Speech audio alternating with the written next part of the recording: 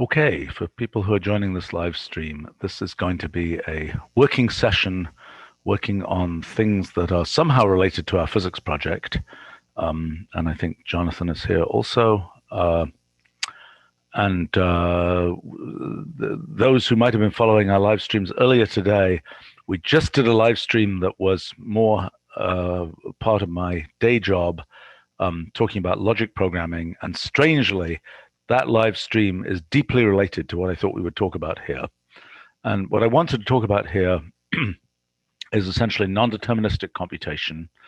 And I was hoping what we would do is talk a bit about, well, perhaps the way to think about non-deterministic computation, and then perhaps a simple model of a quantum observer related to non-deterministic computation, and as a kind of a stretch goal, maybe talk a little bit about P versus NP and NP completeness. So Jonathan has a bunch of ideas related to the way to think about, so this is a bulletin that I just wrote about multiway Turing machines, in which we're looking at these multiway graphs formed by Turing machines. And one of the mysterious things that I found is that even one-state Turing machines can produce very complicated multiway graphs, which potentially have the feature that they might be universal in the sense that there exist initial conditions for the Turing machine that will generate fragments of multiway graph that could be like the multiway graphs generated by Turing machines with different rules. And so one of the questions that I wanted to try to talk about was, Jonathan has a bunch of ideas that I haven't yet understood about glocal multiway systems and their relationship to essentially collections of states in branchial space, and the way to think about those kind of aggregated states as as elements in non-deterministic computation. I think this is rather interesting, and I wanted to explore it more. And Jonathan seems to understand what he's talking about, but I don't understand what Jonathan's talking about. So I was hoping to get some understanding of this. So Jonathan, maybe you could say something about, okay, in the context of Turing machines, you were explaining, I think, how to think about sort of regions in this. I mean, we can think about a slice through here in terms of a slice through a branchial space. And I think you're talking about, if I'm not mistaken, collections of what should we call them? Of deterministic states. What should we call the underlying states? Because I think we were confused before about what's a non-deterministic object versus what's an underlying state. Well, if you want to make the analogy with quantum mechanics, they would be eigenstates or pure eigenstates. But more generally, we could just describe them as classical states. I think that's even more confusing. I mean, so wait a minute. So we've got a notion of underlying states. So we're talking about non-deterministic Turing machine here. Right. And we're talking about there are underlying states, i.e., some random state, like, this is an underlying state, aka, so I think I may have called them configurations here. Yeah. Okay. All right. So let's call them, machine configurations. It's a little bit of a long word. Okay. And then we've got the notion of what we're referring to as these collections of states. What should we call those? Well, those are states of an NDTM, or strictly speaking, states of a QTM. I know, which is super confusing. Okay. So, I mean, this is, okay, so these are like quantum eigenstates. Those individual states. So like quantum eigenstates in some kind of, I think in the quantum circuit things, that will be some kind of pointer basis or something. Is that right? Could be a point of it. I mean, just I mean, computational basis, Hadamard basis. You know, Oh yeah, some computational basis. That's the right term, I think. some basis, some eigenstate basis. Right. In something like a computational basis. Right. Okay, so now we have the, let's say, I know what we want to call them, the combined states, the entangled states, AKA, entangled states, right? Or the entanglement is kind of secondary. What matters is that they're superpositions. Fine.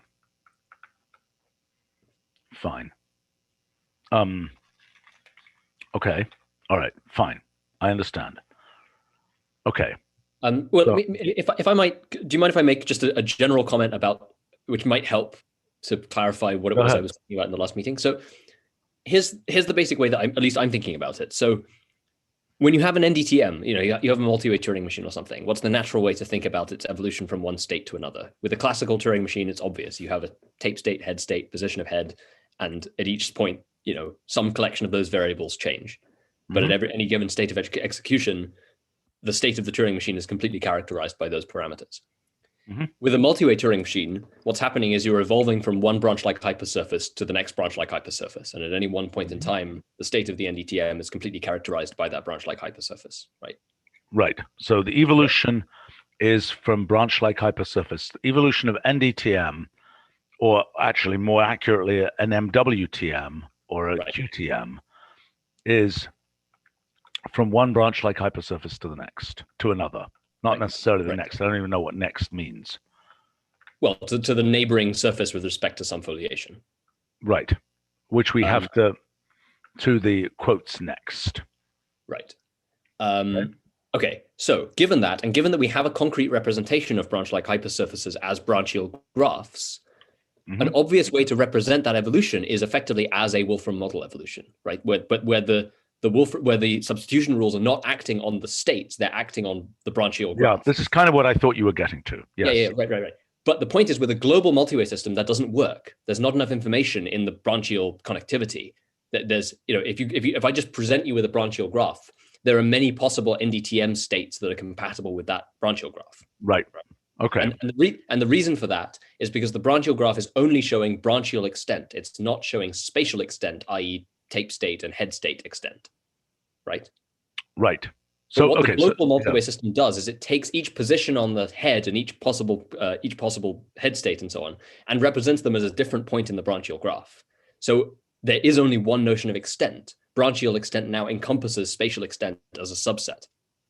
And so then in the local case, you actually can represent the evolution as effectively a Wolfram model evolution acting on the branchial graph.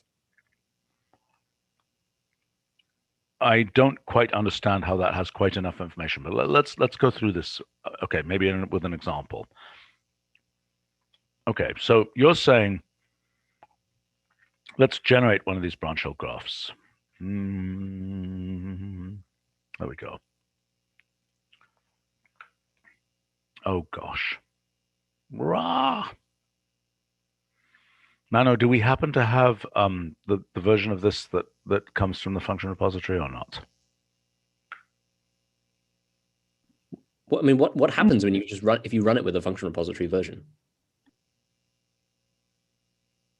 I don't know, but whatever. Okay, so look, this is okay. So here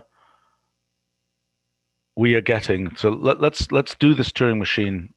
Mano, what was the answer to that question? Is it doable or not? I mean, you can try running it, but there were some problems that might. Okay. All right. Okay. Fine. So let's not run it. If there's a bug in Multiway Turing Machine, that would be good to know. Yeah. I have an updated version, but it's just not in repository yet. What was the bug? It had to do with rendering the vertices when non-deterministic rules were given. And there was something else I can't quite remember right now. But for the branchial graph structure, that shouldn't make any difference, right? Yeah, I think not. Okay, this is a bit cruddily drawn, but this is the states graph, right, of this thing. Let's just do a smaller one. Okay, I didn't deal with all of the, which hopefully you are going to do automatically, right, Mano, of dealing with the sizing here for these arrows. The sizing of the state configurations, right? Yeah. Is that done already or not? No, I'm going to have to improve the vertex rendering function. As of now, the user still has to tweak it until it fits properly.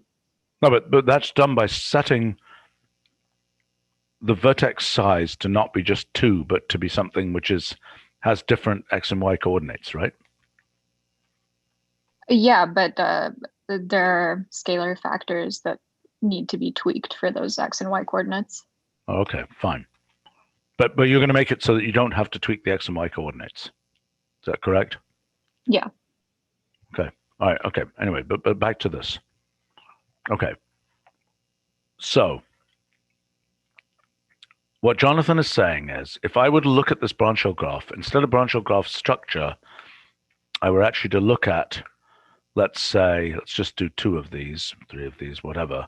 Let's just do branchial graph. Each one of those things, oh, for goodness sake. Oh, look at those tiny little things there. Okay. I just ran this with the function repository version, and the examples you're showing render exactly the same. So I okay, well, it's fine, but okay, so we don't need to do this cloud get anyway because we just did it. But here, let's see, branchial graph. Okay, so vertex size arrow 2, for example. Okay, here we go. Okay, so what you're saying is those are states. That state there is that state there, and that state there is branchially connected to these other states here by one-step ancestry, right? Jonathan, yes? Yeah. And now what you're saying is, I'm looking at this branchial graph, and what are you saying about it?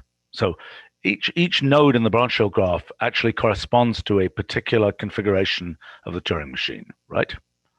And so now you were making a point about being able to apply evolution rules directly to the branchial graph, right? Yeah. What was the last part of your point? That we right. I mean, so this is the question is, what does it take? Okay, you know, what is the evolution of one branch-like hypersurface to the next, or one branchial graph to the next, right? And you're saying it's not quite a Wolfram model rule, and you're explaining what kind of rule it is. It isn't for a global multi-way system. It obviously can't be because there's a separation between tape extent and branchial extent. Okay, but are you explaining how to take some tagged version of this branchial graph and make it into a hyper? Okay, then just explain what you're talking about. You get rid of the distinction between tape extent and branchial extent by constructing a global multi-way system. Okay, so are you saying we fragment these pieces, these things, into sort of sub-configurations that just say the state of each individual cell on the tape? Is that right? Well, so each color is a possible cell, it becomes a possible vertex in the branchial graph, just like it would have been, as I say, in the string case. The general construction is you take the character set, each element of the character set forms a point in the branchial space. Right. Okay, so can we do that for this Turing machine? Is that do you have the code that would do that? I can fish it out. Yeah, I mean, this is stuff I wrote like a year ago, but yeah. I can do that. But I mean, anyway, the point I'm making is that just like with the string case, right? So when you have, you have two A's and a B that get ingested by an event, like in the string example I sent you. So even though the A and the B form separate points in the branchial space, the fact that the event has the ancestry of two A's and a B tells you which elements were used in that event, right? That's still something I'm not understanding about this. And I think maybe this example would help me, or maybe I need to go through the string example more carefully. There's something I'm basically not understanding here. Let me see if I can pull up that previous string example that you were showing. There we go. I'm sorry, I'm just not understanding this. I mean, you're saying, is this B the same as this B? No, it's different. But why is it different? Because the events are non-isomorphic. I understand that, but there's no usually. Okay, so in an ordinary multiway system, these two B's would be merged. No, they wouldn't, because the events are non-isomorphic. One of the B's is in an AAB state, and one of the B's is in a BAB state, so they wouldn't be merged. No, but wait a second. If this is a complete state, right? Yep. If that thing indicated by a little blue box is a complete state, it will be merged with this complete state here. Right? If you merged on the basis of state isomorphism, yes. Okay, right, but that's what we would normally do in a global multiway system. Or we would merge on the basis of event isomorphism. It doesn't matter in a global multiway system because the two conditions are the same. Okay, so let me understand this. Okay, so you're saying, what is the merging criterion? A global multiway system ingests a whole state and outputs a whole state. Indeed. Right? So it doesn't matter whether you do isomorphism testing on the events or isomorphism testing on the states. There's a one-to-one correspondence between the output state and the event. Yes. With a global multiway system, it's not. So if you, hang on, I can send. Okay, I'm beginning to understand this, but I keep on wanting to see some kind of tagging here that says this is the B that came out of this event. This is the B that came out of this event.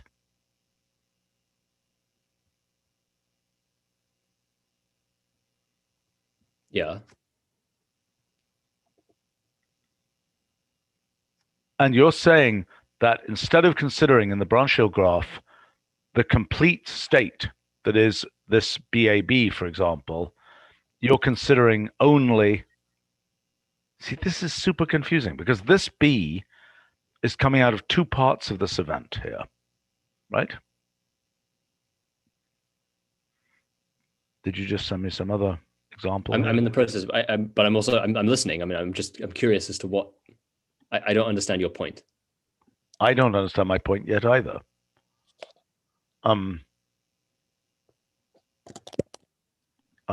Okay. So hang on. Okay, I've just sent you what the same local multiway system would look like if you did both state and event isomorphism testing, in which case it doesn't give you any more information than you would get from an ordinary global multiway system, so it kind of defeats the point. State and... What the heck is this? I mean, this is saying take the AB in all possible arrangements, AB, BA, take that in all possible arrangements. In this case, we've got BAB in 8 times the number of places we can apply the rule, possible arrangements, right? Right. So this system is inherently much less interesting. Right. But this is, in a sense, I mean, this is like a multi-input multi-way system. Well, they're all multi-input multi-way systems, right? That's the point of a global multi-way system. It's a question of how do you parameterize that? Okay, let's look at this here. Okay, so here what you're doing is, so this is multi-input because it's taking this A and this B, but here it's taking, for this rule here, it's taking two B's, which it decides to put in the BAB configuration for reasons that I do not know. Other Because than that's what the event says, right? As I say, the events are determined by a global multi-way evolution. The states are determined by a local multi-way evolution. well, globally, this was BAB up here. Mm-hmm. And so flowing through, so this state is merely a shadow. The point I'm making is the thing you keep wanting to call tagging, but which I'm sort of obstinately refusing to call tagging because it isn't tagging, is about, I've got an isolated B. Where does it fall in some larger string? Yes. Right. But the point is actually you don't need that. If you treat the evolution causal graph or the evolution events graph as being the fundamental object, you don't need tagging because you've got an initialization event, which is hidden here, but which in reality, all multi-way systems have an initialization event that says null goes to whatever. Yeah, right. But if the events all are all global, which mine are, then all of the tagging is already there. The information is there in the ancestry. I get it. So what you're saying is what I'm to think about here is in this case, the states information is merely a shadow of the evolution, basically. Right, exactly. It's telling you what the resources are for the evolution, but the evolution is described by the events. Okay, so i.e. the food resources for the evolution, not how it is configured. And that makes me wonder about the relationship of this to Petri nets. Right. Well, I'm also wondering about this, and I'm hoping at some point as you know, I wrote a bunch of multi-way Petri net code, and I'm about to, hopefully, when this numerical GR thing is done, to mount a serious investigation of multi-way Petri nets. Right. Okay. So, well, we're all hoping for the numerical GR thing to be done soon because it's really exciting. Okay. But in any case, okay. So the states information is merely a shadow of the evolution, just as the branchial graph is merely a shadow of the evolution. Right. But here's the important thing. Okay. So bear in mind the thing I just told you, right? All of the tagging about which which element of a single B corresponds to is encoded in the evolution, is encoded in the ancestry, right? Yeah. So what does the branchial graph encode? It encodes the ancestry. Right. So if you construct a branchial graph where the ancestry is with respect to events that exist, one level higher in the evolution events graph, then actually that branchial graph tells you everything. It doesn't just tell you branchial ancestry, but it also tells you spatial ancestry, i.e. the structure of the actual classical state. All right, let's look at how that branchial graph works. So the nodes in the branchial graph are these sort of slightly tagged, as I'm saying, that they're labeled with the fragmented piece of the configuration. Right, except they're not actually labeled because the labeling is the event, is the preceding event. The preceding event tells you everything. Okay, but so in this branchial graph, can we make a branchial graph from the local multi-way system here? And then what does it look like? Yeah, okay, so this is the thing. So it has to have, it has two separate, I'll make a picture in a minute once I've resurrected this code, but it has two separate taggings for edges, right? So there are taggings where there's a common event, where an event is the common ancestor. Like if you look at the thing on the right there, right, the B and the A would have a common event as an ancestor, so they'd be tagged with one kind of edge. But then the B and the A on the right and the A and the B on the left have a common ancestor in the states one level up, right? In the A and B states there. Right. So this is exactly like the story of Max's local multi-way systems. Yeah. Is this the same as Max's local multi-way systems? Well, the reason they're called local multi-way systems is because, as I say, the events encode a global multi-way evolution and the states encode a local multi-way evolution. I even have a picture. I even simulated one of the local multi-way systems in set replace using this formalism and showed that the results were equivalent. I can send you that as well. It's a very big. These graphs tend to get very big very quickly, but.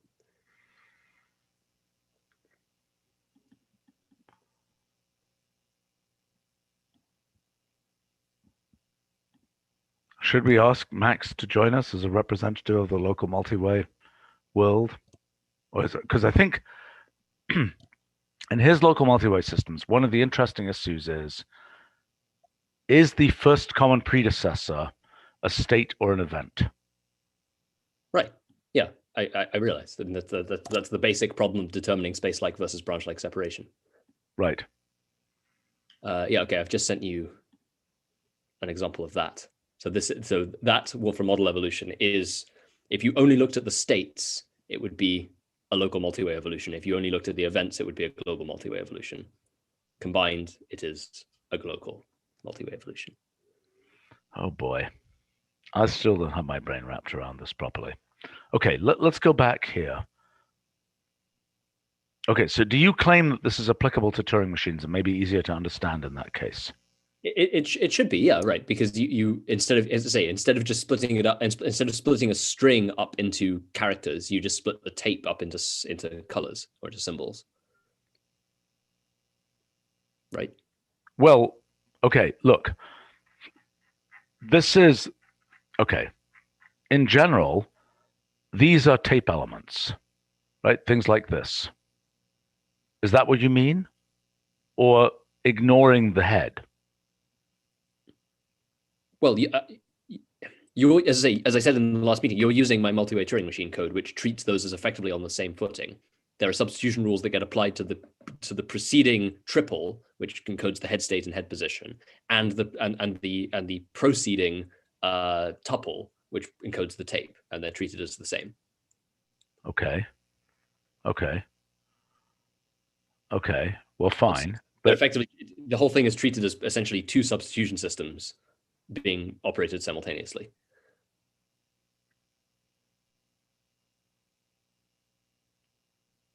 I see. Where the rule for the Turing machine has where you're treating the transformation of the cell color separately from the transformation of the head.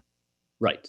So actually, if you look at the structure of one of the multi-way Turing machine events, you'll see how that works. But I don't have multi-way Turing machine events. Mano, do we ever have multi-way Turing machine events? Oh, maybe we did actually, someplace here. Oh, I don't mean the rendering. The rendering code is just shows the input and output tape states. Okay. Well, what do you mean? I mean the actual structure of the event.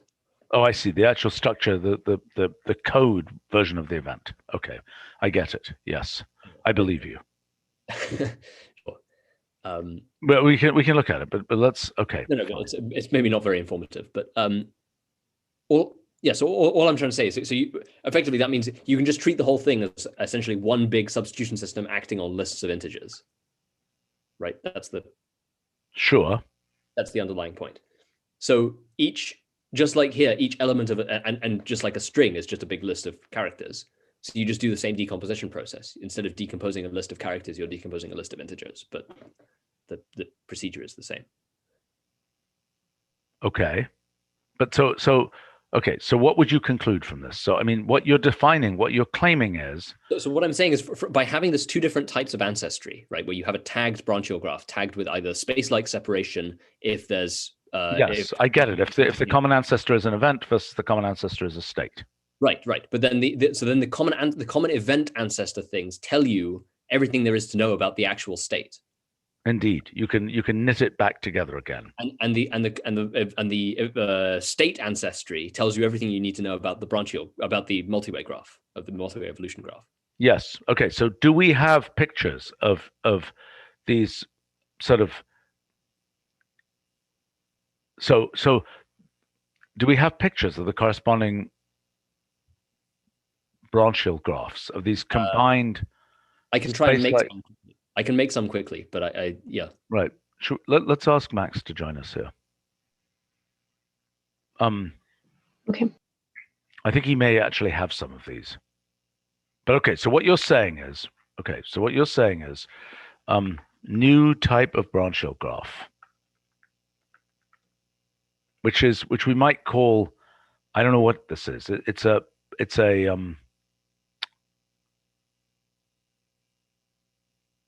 sort of a super branchial graph, but I'm not quite sure what the okay, so it has two kinds of edges.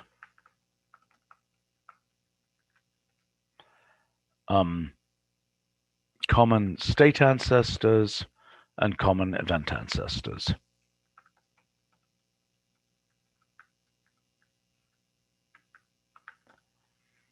Okay, so common event ancestors are for space-like separation. So by following a snake, following a path along space-like edges,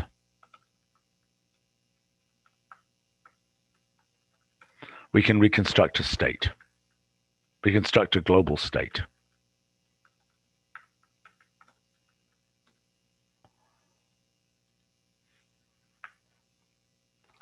Okay, common state ancestors.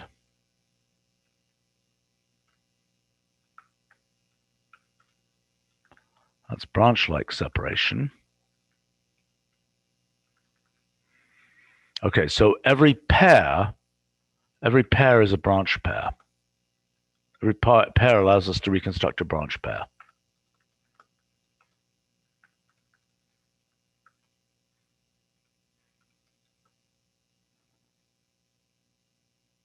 I believe. Oh, that's Nick is pointing out that the thing he wrote, I think, Branchial hypergraph, allows us to get visualizations of this. That's very nice.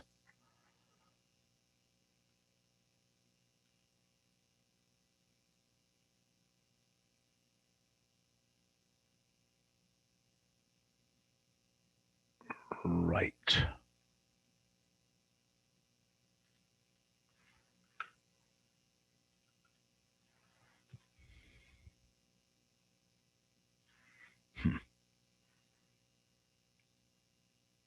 Max is here also. Yeah. So we're talking about the case of local multi-way systems for Turing machines. Okay. Does your code allow us to do that? No, not at the moment. So is it the case that in your code, you generate a branchial graph with two kinds of edges? Is that right? We're not generating branchial graph at all. We're generating a token event graph. So actually, one thing we can do is that we can emulate Turing machine with Wolfram models and then make token event graph for those. Okay, what is a token events graph? And what is the relationship? Because I mean, we've discussed the fact that, common event ancestors correspond to space-like separation, common state ancestors correspond to branch-like separation. What do you mean by, wait a second. Token event graph doesn't have states in it. So it's common expression ancestors. I understand. So what we're doing, okay, so wait a second. In local multi-way systems. Or common token ancestor. So token is a general term for expression, but in other systems. I understand. Local multi-way systems, we break into tokens. So that's the same thing that Jonathan is doing in these local things, is we break into tokens, which is exactly what Jonathan is doing here in breaking the strings into tokens, I believe, unless I'm otherwise confused. Jonathan, is that right? Yes. So here's a complication with this kind of systems like Turing machines. So in Wolfram model, each expression is independent from any other expression. Whereas here, there is an additional information because, some expressions are neighbors of other expressions, which needs to be stored somewhere. Yes, well, this is the thing I keep on getting confused about. But what Jonathan is saying is his events are still global, so they still contain the complete stringing together of those tokens. Well, then it's not a local multi-way system. Well, fine. That's why Jonathan calls it a local multi-way system. Right? But the point is you cannot do that in general in a local multi-way system because there is one event, but it can happen in the context of different, rest of the state. Exactly. Exactly. But stringing together a global state, can you reconstruct a global state from a local multiway system? In Wolfram model, yes, you can, of course.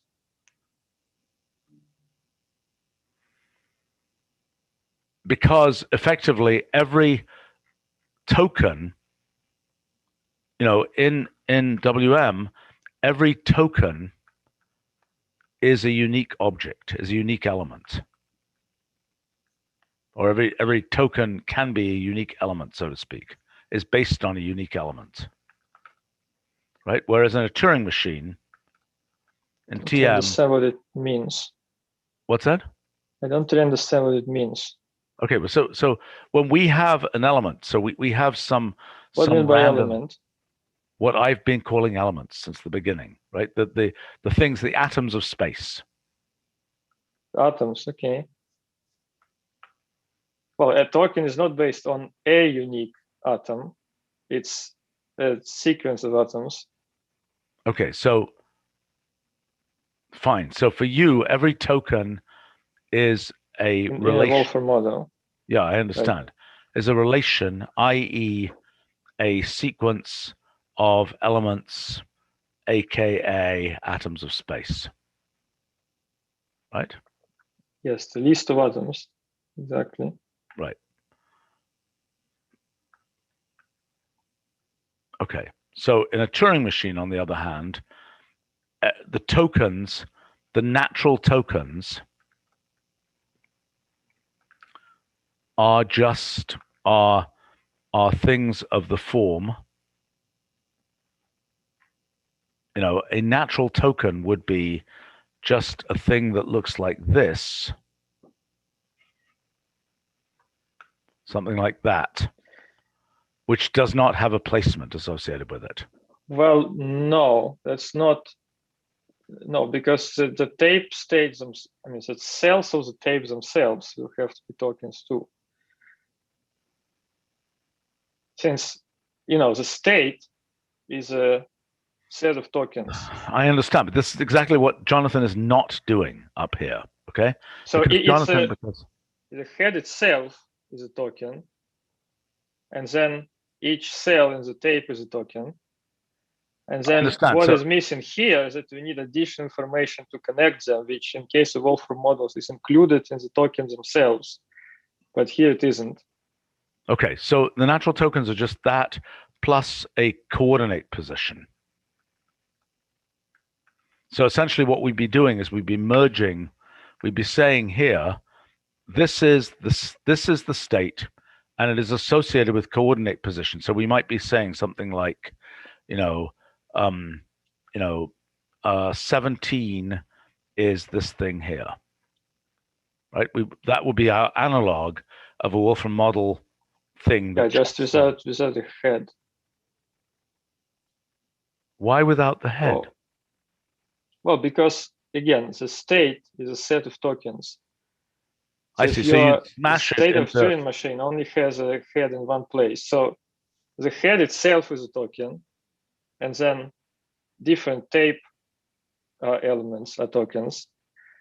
And the relation the relations in the token event graph would be such that you can never have two heads which are space-like separated. And that has to come from the rules of the system. Okay, so you're thinking about this. Okay, so in this view, a multi-way Turing machine is a collection of relations between coordinate positions, tape coordinate positions, tape configurations, head positions, head states. And there's a constraint, a rule-based constraint that means that there's only one head in a given space-like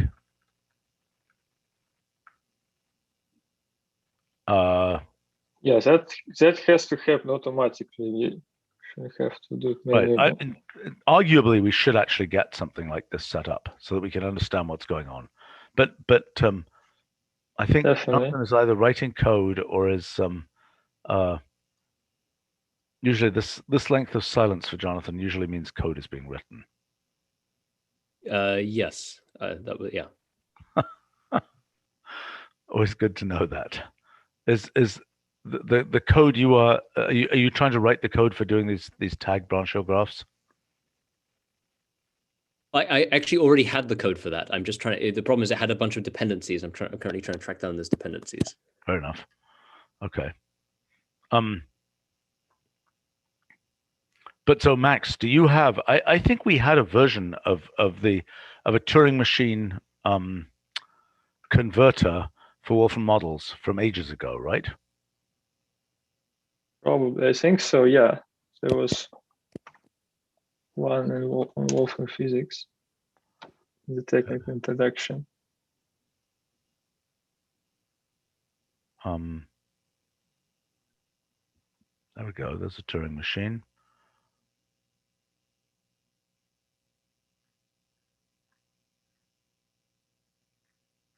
Oh, actually, we even had a multi-way case here.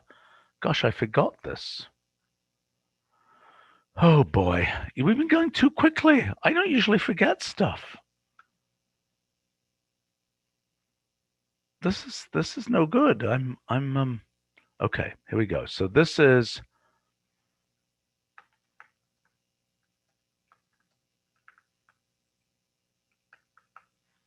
okay, so here this absolutely incomprehensible cloud get, we've got this thing that says encode TM rule. Okay, so actually I should do this for some of the much simpler rules that I now have. So what does this rule means? How does this, Max, what does this rule mean here? This is, oh, this is the standard Turing machine rule representation. Okay, so one thing I've got to do, wow, cool. Wow, really cool. Okay, so let me just get one of my little favorite Turing machines here. Here's a good Turing machine. Oh, for goodness sake. Okay, so this is a simpler Turing machine.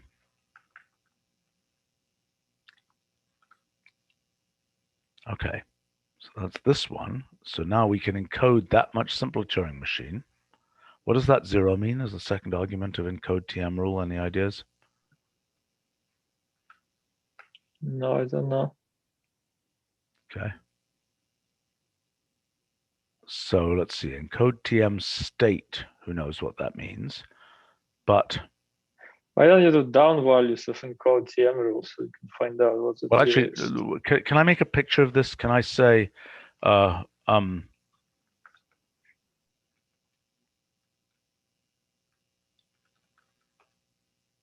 do I want to do? I want to say Wolfram model. What do I want to do here? If I just say Wolfram model of this, and then I say, or if I say rule plot, how do I make a picture of this rule? Rule plot of Wolfram model of these rules. But I don't think I have. Oh, okay. You do if you used any of the resource functions before. Oh boy, that's somewhat complicated. Whew. Okay. So some of these are updating head states, some tape states. Okay, so let's try doing this evolution here.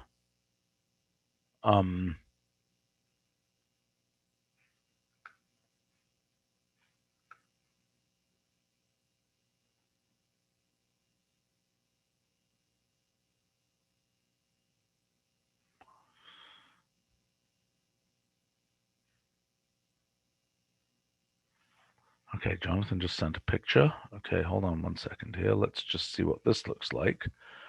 Let's see this case here.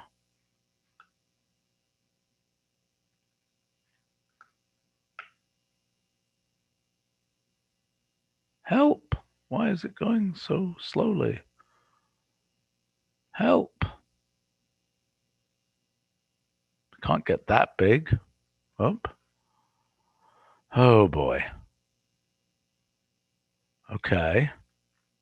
So that's the beginning of the multi-way graph. I find this is just incomprehensible. Okay, so each one of these things is a complete representation of a Turing machine state, right? Turing machine configuration, correct?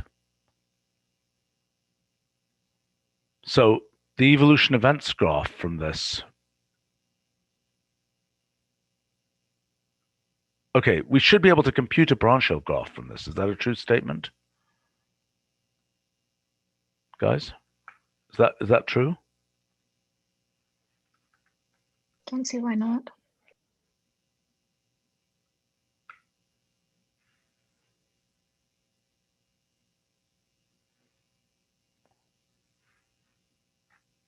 Okay, now Jonathan has a... Okay, I have no idea what this means.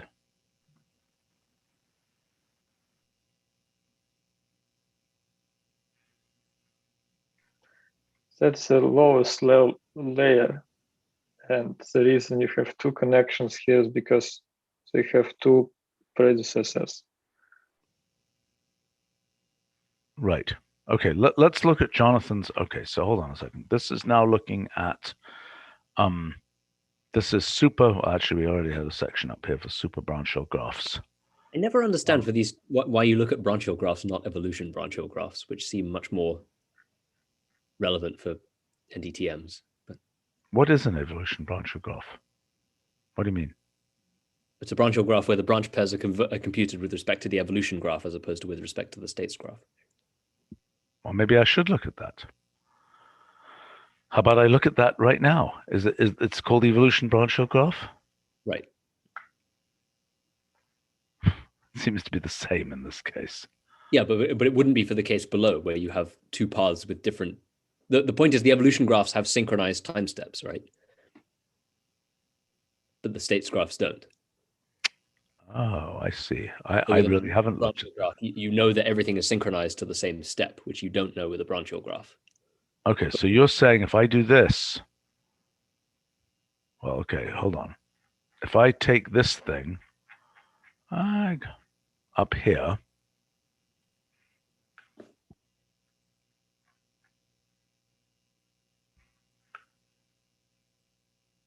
and I say the evolution branchial graph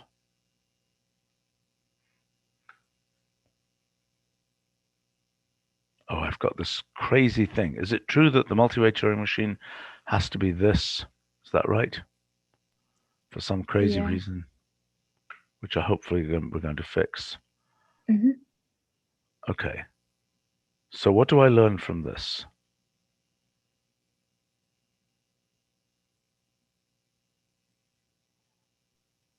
By the way, I should emphasize, just like we did last time that we discussed this, that's nothing to do with multi-way Turing machine. That's the limitation of the underlying system implementation of Turing machine. The fact that you have to put it in extra lists. Yeah, I mean you don't for generic things, but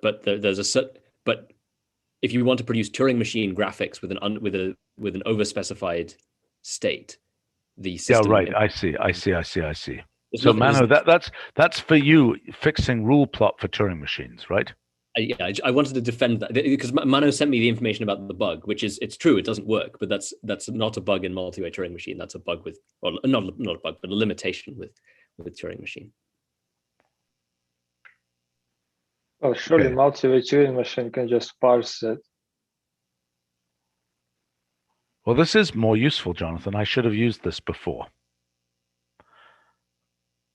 Right.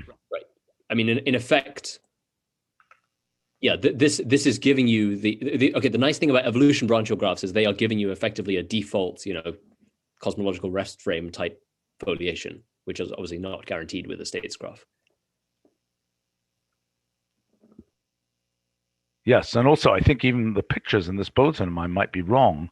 And Mano, that's a question maybe we can look at, because I'm showing a picture that shows kind of successive slices, and I think then I'm using the branchial graph, which I didn't understand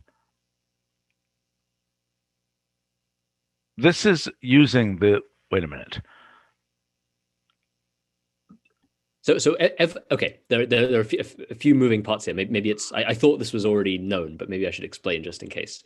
So an evolution graph is what happens if you call a multi-way system states graph, but with include step numbers set to true, right? Those are equivalent structures. Yes. So in that case, your layers are guaranteed to be synchronized in time, which they're not guaranteed to be in the states graph. If, like in this Turing machine case, you have two different paths to reach the same state, but the paths have different length, right? Yes. And then the evolution branch. So then there are evolution analogs of all of the standard functions. So like there are evolution branch pairs, evolution branchial graphs, evolution completions, etc., which are effectively the time synchronized versions of branchial graphs, branch pairs, etc. Fair enough, which we should be using for various things. Yes. All right, Mano, we really should look through whether there's consistency in the way we draw these slices and what we're doing here. Okay, but let's go back to Jonathan's version of his. Okay, so this is a super branchial graph.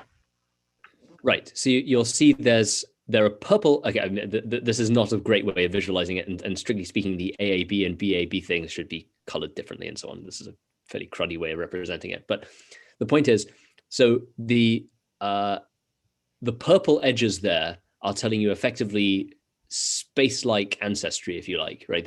Let's draw the picture. Sorry, let me just to understand this. Let me draw the evolution events graph for this thing, okay? Just so I understand what this is coming from. Sure.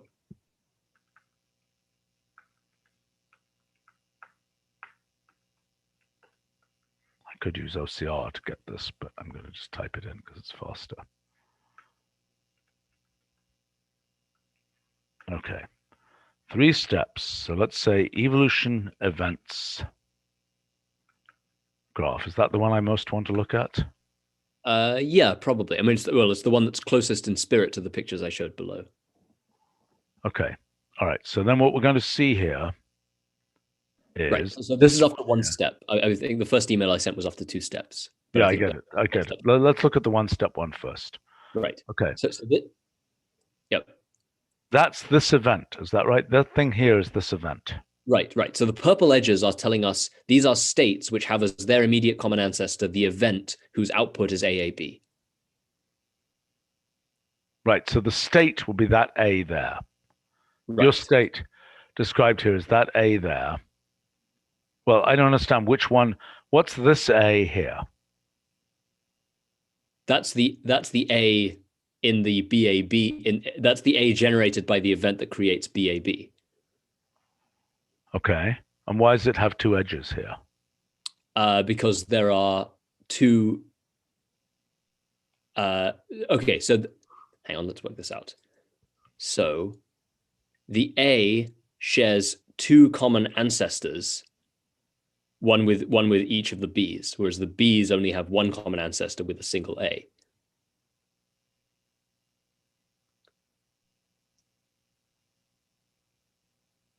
So effectively, the edge multiplicity is giving you sort of, 3 minus the number of occurrences.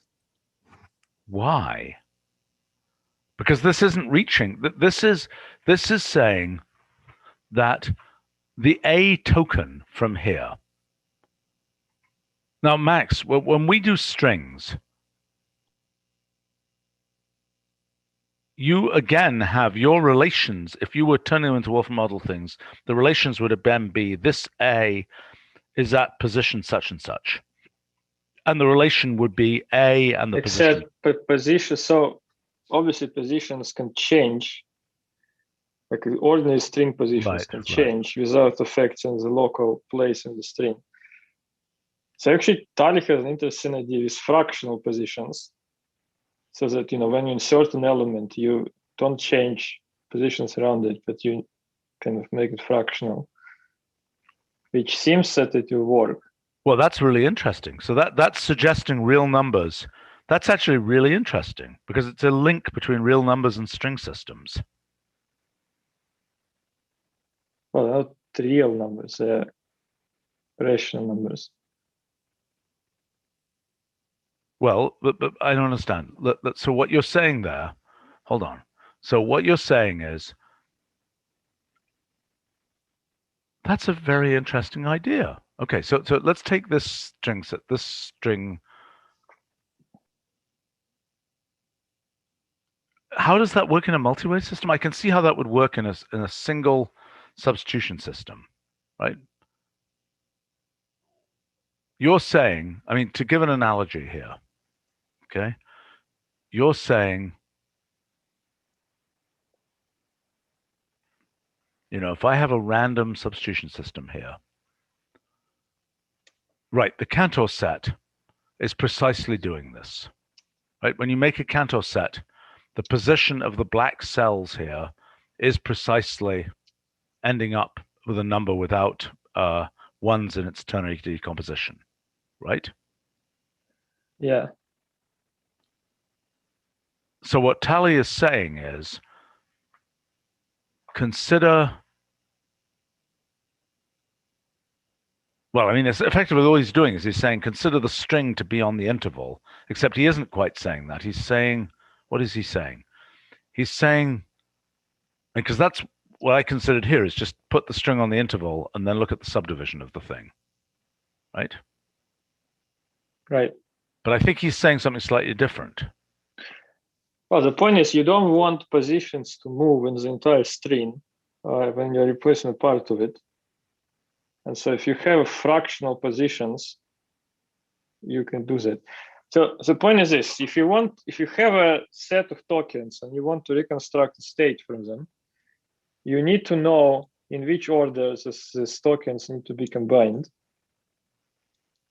And so if you have positions which are stable like this, you can do that. Although there is still a complication that you need to know whether two tokens are neighbors or not. Oh yeah, that's hard, right? How does this relate to the definition of the real line? Actually, you might not need it because what you do is you just take, so to get a full state, you take a maximal subset of tokens which are pairwise space-like. And so once you do that, you're guaranteed to have the entire string. Yeah. Okay, question. By the way, Nick is commenting that it would be helpful to label the edges in here with their common ancestor. So in some sense, I mean, so Jonathan's picture here, the real picture has, these things should be yellow. Is that true, Jonathan? Because they're events. Right. Okay. And here's, lost. Okay. Okay, so that's really an event. And I don't understand how that event has two ways to reach the A token here. It's very confusing to me. Because there are two Bs with which it shares common ancestry. Whereas each B only has one A with which it shares common ancestry. But how does it even get to, wait a minute, this B, okay, what does a purple line mean? A purple line means this token, this could be a directed line. Is that a true statement? Yes. Okay, so let me just label. The purple lines could be directed. They say that a given token has a given event as an ancestor. True statement? Yep. Okay. Okay, so now this event, BAB,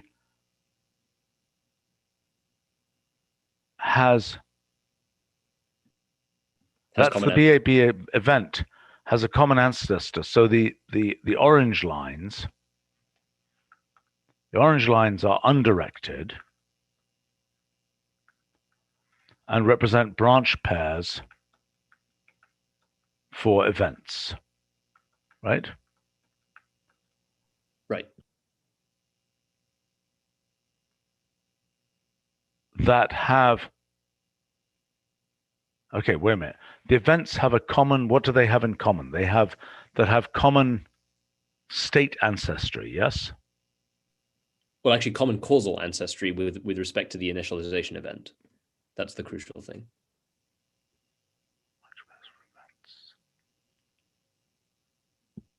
What do you mean by with respect to that? Okay, right. That have Both causal of these events ancestors in common, i.e., they're both part of some light cone.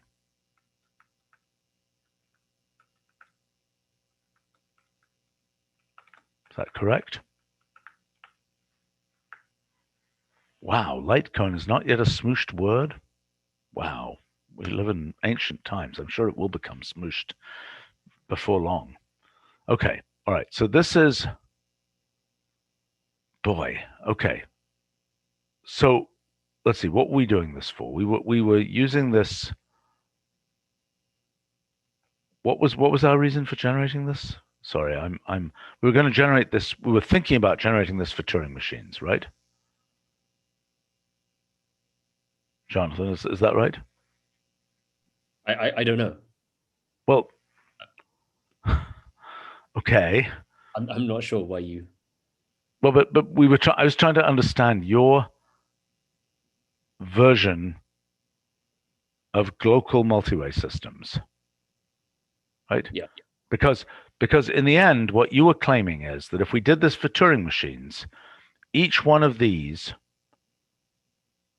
would just be one of those microstates of a white cell, a black cell, whatever. And to reconstruct a state, what the heck would we be doing? We'd be going along purple edges. Is that correct? To reconstruct a complete state? Well, you need to know the event. The event information is already encoded. Everything you need to know about the events is already encoded in their ancestry. And then everything you need to know about the states that are produced by those events is encoded in the character ancestry. What character? This is the character ancestry here. These are the characters, right? So this is the character ancestry is in events. The characters originate from events. Know that the event is the one that outputs BAB, then you can reconstruct, just knowing that information, that the thing with two edges on it is an A and the thing with one edge on it is a B.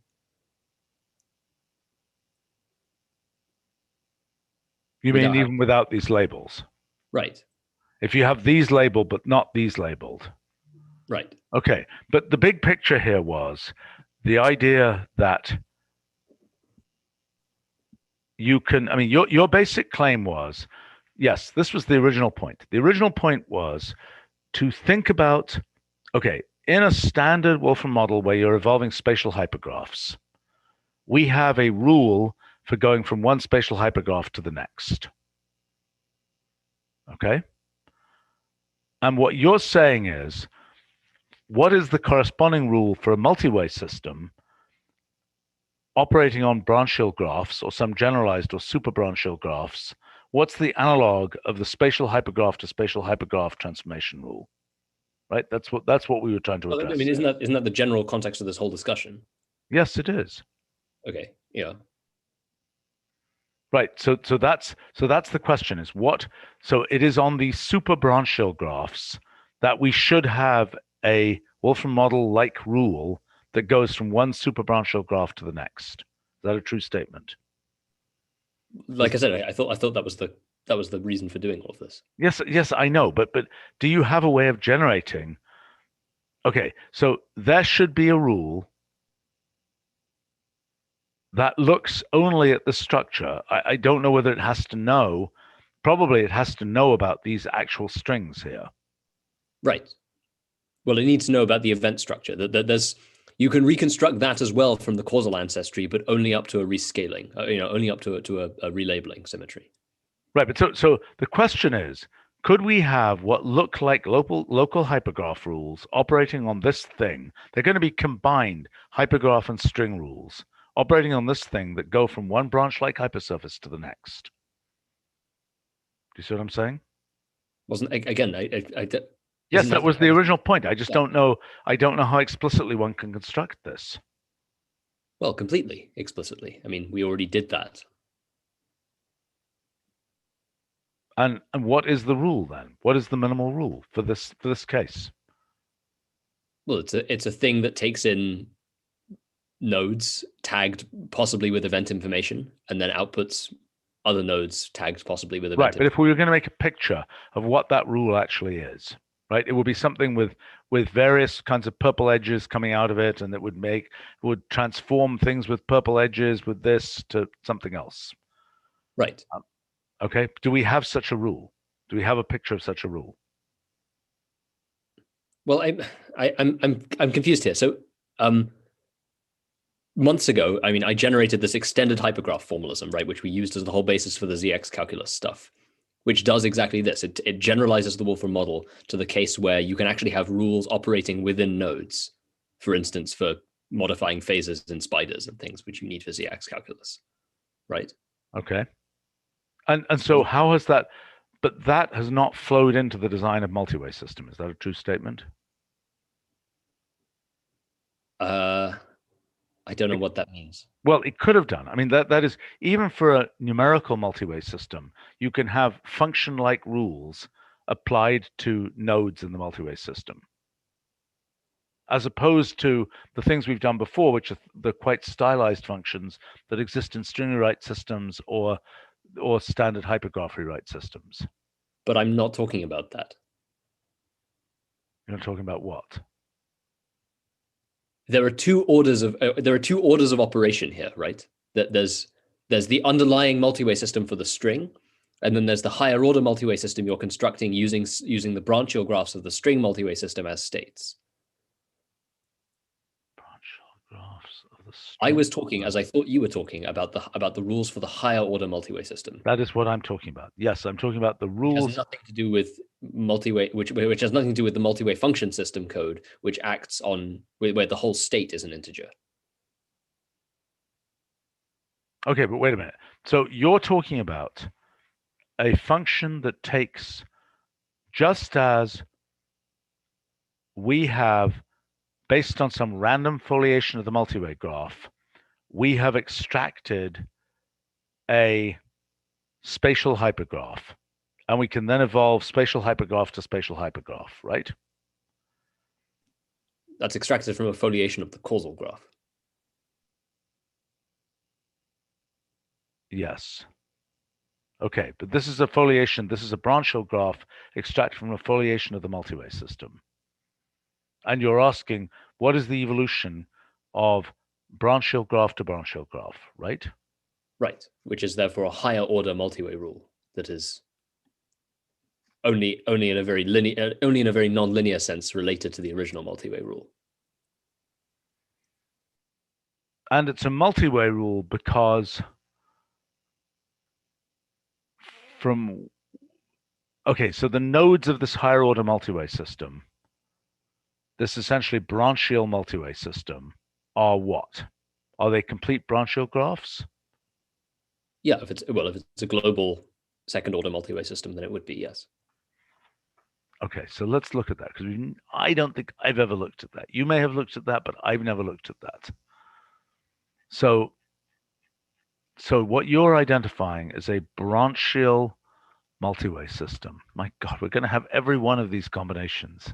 Okay, which is the nodes are branchial graphs, and the edges are possible successor branchial graphs, right? Have we ever drawn one of these things? Not to my knowledge. Might seem like a good thing to draw, maybe for a string system. Yeah. What do you think it's going to be? I don't think it's going to be particularly crazy. I mean, No. I mean, the cases I've looked at are the ones where there is no multi-way structure. The multi-way structure is kind of irrelevant for those. Well, I'm just because pointing out it's a single way system or something. Yeah, I'm just pointing out that in general it will be a second order multi-way system because this is just. I know, because the multiple foliations you can follow, et cetera, et cetera, et cetera. Right? Right. But in a sense, the multi-way structure is kind of unimportant for the current purposes. Well, you say that, but I mean, the fact is, if there's a cosmological rest frame, so to speak, then you can just go step, step, step down these multi-way graphs. Right? But, I mean, this seems like something we should try to generate. This seems like a project from Mano to try and generate this branchial multi-way graph.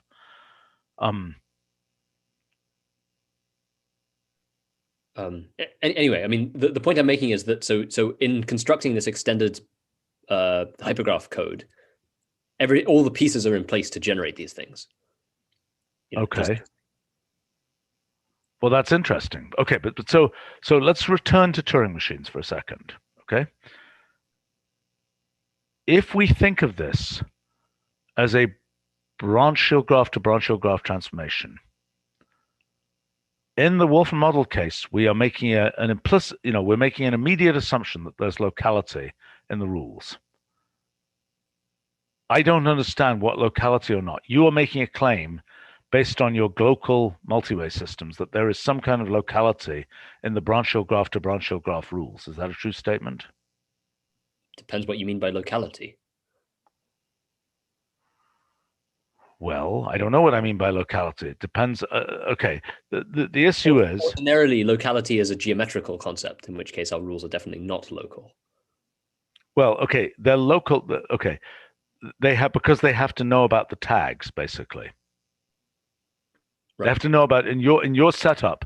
They have to be able to match these string tags here, right? Right. And for the Turing machine case, those string tags would actually be positions of Turing machine heads, I think. Is that true? Well, they would be complete Turing machine states, including tape and head position. All right, okay, fine. But so then the difference is, so then the rule we have, what the heck is the difference? Okay, so hold on. What we're trying to derive is what is the effective, and this, Mano, I think this is a good thing for, okay, we're trying to derive what is the effective rule. So for example, for that S equals 1, K equals 2 rule that a Turing machine that I have, one head state, 2 color, 3 cases in its rule Turing machine, okay? What we're then saying is there is an effective branchial graph evolution function for that Turing machine, right? There's a rule for the evolution of its branchial graphs, its super branchial graphs. Does that make sense? Mano, do you understand what we're saying? Yeah, I'm following. Okay. So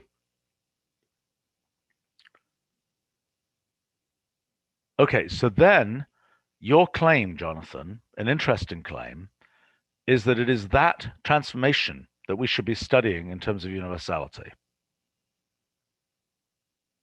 Right? Because it is a representation of, I mean, yeah, I was thinking about something related to this for this chemistry problem, right? That this branchial graph to branchial graph, or piece of branchial graph to piece of branchial graph, I mean, that is the analogous operation. That is the computation. That is the non-deterministic computation. Am I making sense? To say, so, I mean, what is not obvious is that there's any locality in that non-deterministic computation, right? That depends on something about this kind of space, this kind of branchial space with its tagging, et cetera, et cetera, et cetera. What does locality mean? Branchial locality. With respect to what metric? Well, some kind of graph metric on these superbranchial graphs. Well, yeah, in which case, so the combinatorial metric will be limited by the maximum ancestry distance of any pair of states. Correct. Yes. Which could be unbounded. That's correct. Right. It could be, as you evolve this forward, the branchial graph will get more complicated and there will be larger distances between one side and the other. And it might also be disconnected for all we know. Right? I agree. So, but my point is, if you're trying to understand the result of see, this is what's interesting, okay? We're trying to understand the quotes result of a non-deterministic computation, right? Whatever that means, because the only thing we do in NP problems, for example, is we pick one branch. We say, look, I've got this prize branch, I factored the integer here, right? This is asking, consider a whole collection of branches, which is a different thing. Is that making sense?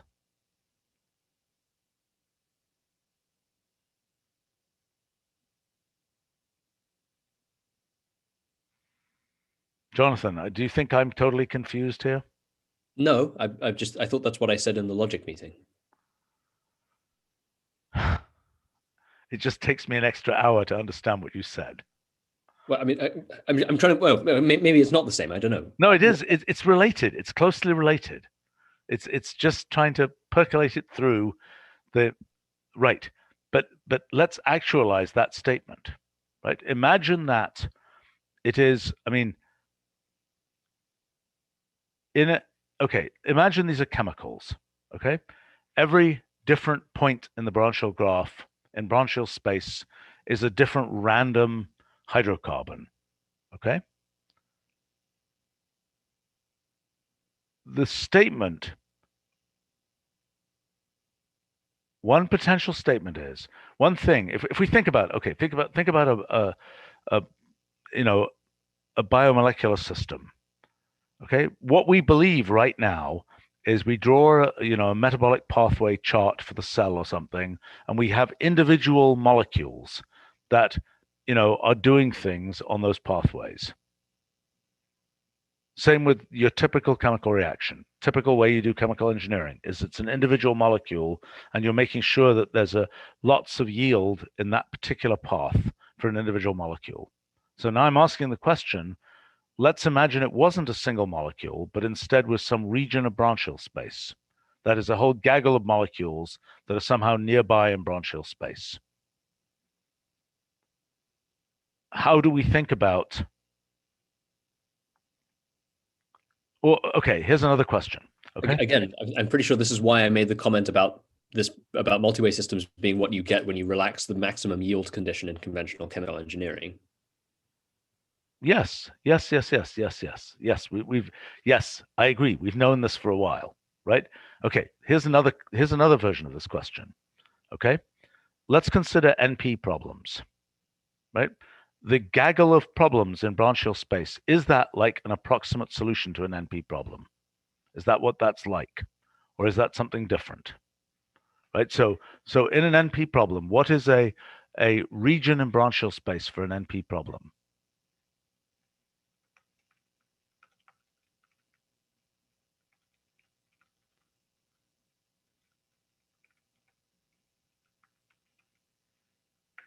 So what do we mean by an NP problem? We mean that it is something where,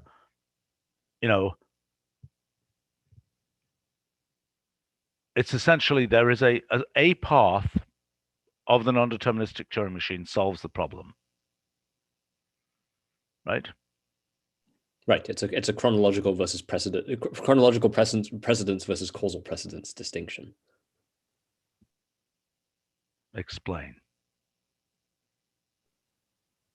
There's not much to explain. I mean, it's in the distinction between chronological and causal precedence in ordinary conformal geometry, right? Is that you're saying when I say two things are causally related, they could only be causally related on a light cone, right? Which means that there exists a path, but in a sense that path is uniquely defined. Mm-hmm. light-like path. Whereas if they're chronologically related, then there are these nice differential topological theorems that say there's a whole equivalence class of paths up to some homotopy equivalence that lets me relate those two events. You mean they're inside the light cone? They're not at the border of the light cone? Yeah, well, I mean, in terms of conformal geometry, that's what chronological precedence means. Okay, but so what is your? So I don't understand this statement. So you're saying? Well, no, so in Cook's original mathematical formalization of NP, of P versus NP, the NP, what one effectively does is one considers an equivalence class of possible non-deterministic computations, of which the deterministic ones form a smaller equivalence class within, and the particular one that solves the NP complete problem is a single element of that class. Right. I was just looking at his paper recently. Okay, his paper is not about what you think it's about. Have you actually looked at it? Because it's actually kind of interesting. It's actually more interesting. The original Stephen Cook paper. Which original? I mean, I'm talking about the one he wrote for the CMI. What's that? Oh, there's one about the P versus NP. Oh, I'd like to see that one too. But for the P versus NP for the clay people, is that what you're talking about, or something completely different? Yeah. CMI, the Clay Mathematics Institute. Okay. This is the original one, which is quite interesting, I think. It's not what I thought it was originally. Hold on, let me pull it up. This is the original paper. Did you know it was about theorem proving procedures? Because I didn't. Yeah, I mean, this is one of the papers that's considered to be foundational, but it's not the only one. Okay.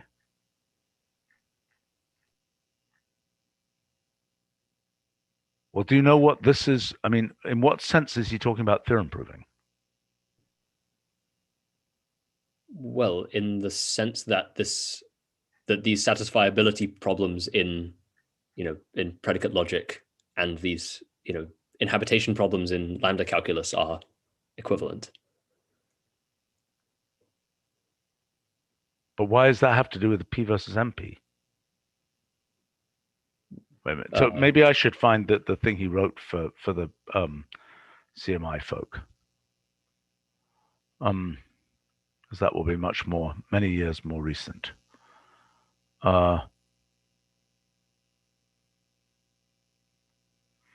Oh boy, they got Leonid to write something too. Did Leonid write something that was more than one page? I do not be. That is Leonid Levin, right? I'm not going crazy. Yeah.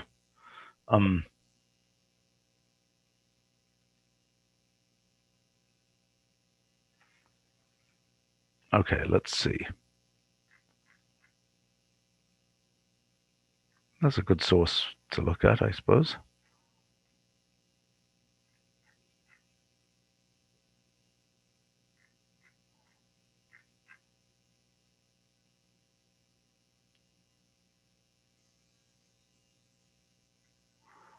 Okay. Definition of a Turing machine.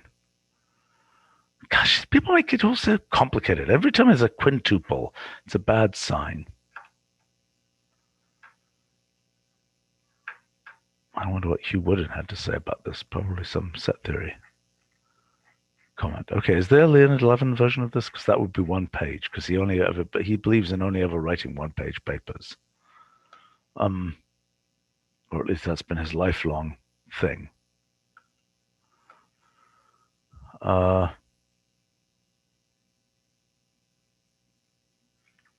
Let's see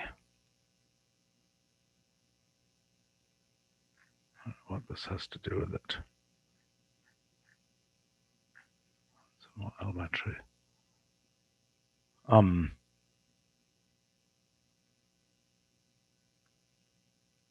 right. But so what's, again, Jonathan, the question. Okay, so explain what you were talking about again.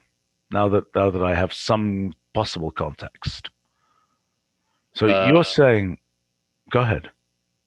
There isn't much. I was making an offhand comment. There isn't much to explain, right? There's the topological distinction between a pair of events that are chronologically related and a pair of events that are just causally related or horismus related is the standard topological term, is whether there exists an equivalence class up to homotopy equivalence of paths, or whether there just exists a single path. Right. Fair enough. Yeah. Okay. Fine. And why is that relevant to this? Well, the same is true of complexity classes modulo satisfiability. Okay, so you're making the distinction. Okay, you're saying a conformal versus chronological, causal versus chronological. Yeah. Causal versus chronological relation between events. And you're saying, if you want a more physical version of that statement, less topology, it's just you're saying if two events are inside the light cone, then there exists. Yeah, right. Then there exist many. Of paths. Right. Of paths. Causal equals light cone related. Well, no, light cone. So causal is a superset of chronological. Light cone related are horismus related events. Yeah, I don't know. Horismos, like a horizon. Yeah, I think it's S rather than C, but might be a British American, who knows. Okay, light cone related, i.e. single path. What's that? For a moment I thought it might have been in the dictionary, and then it wasn't. No. Maybe it should be, I don't know. Okay. And then chronological. So these are light-like separated events. Yes.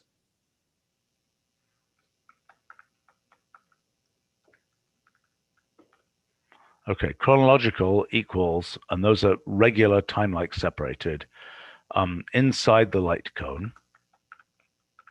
And you're saying, i.e. multipath, multiple paths, multiple causally consistent paths, right? So when one does a Cook reduction, if you have a polynomial time algorithm and you do a Cook reduction on it, you get back to a polynomial time algorithm, right? Because that operation is polynomial time algorithms are by definition closed under Cook reduction.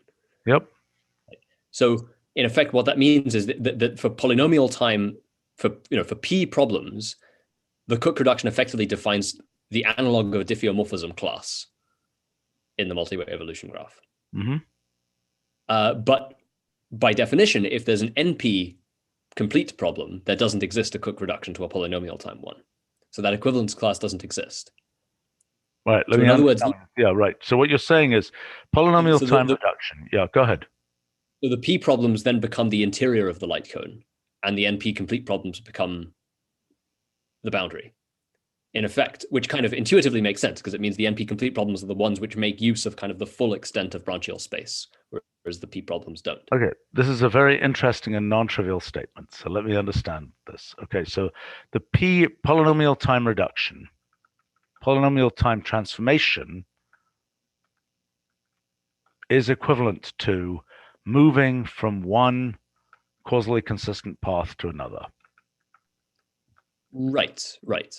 And so, essentially by webbing, we could say by webbing, in the sense that you can go, Right. And so because, okay, to make making the analogy to the causal graph cases, which is what I was trying to do. These transformations are conformal transformations, right? They're ones that preserve the conformal structure.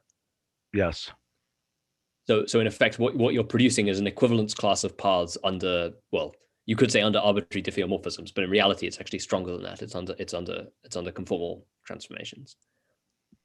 Okay, right, I get it. Okay, so this is so the way that Cook defined, at least in the paper that I read most recently, the way that Cook defines NP completeness is in terms of lack of polynomial time reduction, or lack of polynomial time reducibility to a polynomial time problem. Right. Is NP completeness, as in or NP, probably NP hardness or something, not NP completeness as such. The lack of the completeness is a different issue. I mean, that is a problem. Yeah. So yeah, it's only NP complete if P does not equal NP, which I was kind of implicitly assuming, but I guess I shouldn't do that. Okay, so there's some notion of NP hardness, which means there is no P transformation to a P problem, right? I.e., so if the P problems therefore are the interiors of the light cone, or the analog of the interiors of the light cones, which form some closed set under these conformal transformations, then the NP hard problems are the ones that are still causally consistent paths, but which do not belong in that equivalence class. Right. So there's no homotopy transformation, so to speak.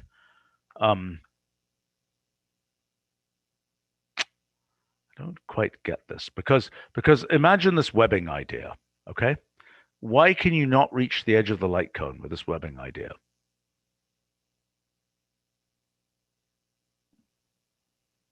Because that wouldn't be a conformal transformation.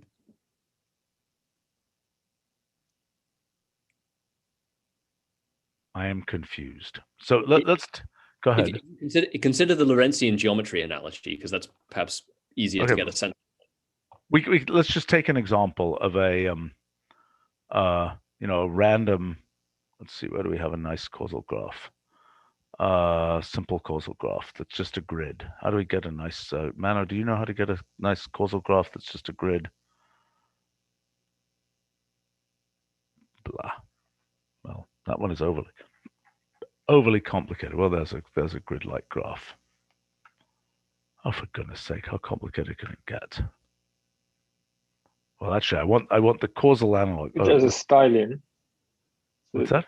It's just a styling that's complicated. The graph itself is just half a line. Yeah, okay, fine. Okay, so there's the kind of graph you're talking about, right, Jonathan?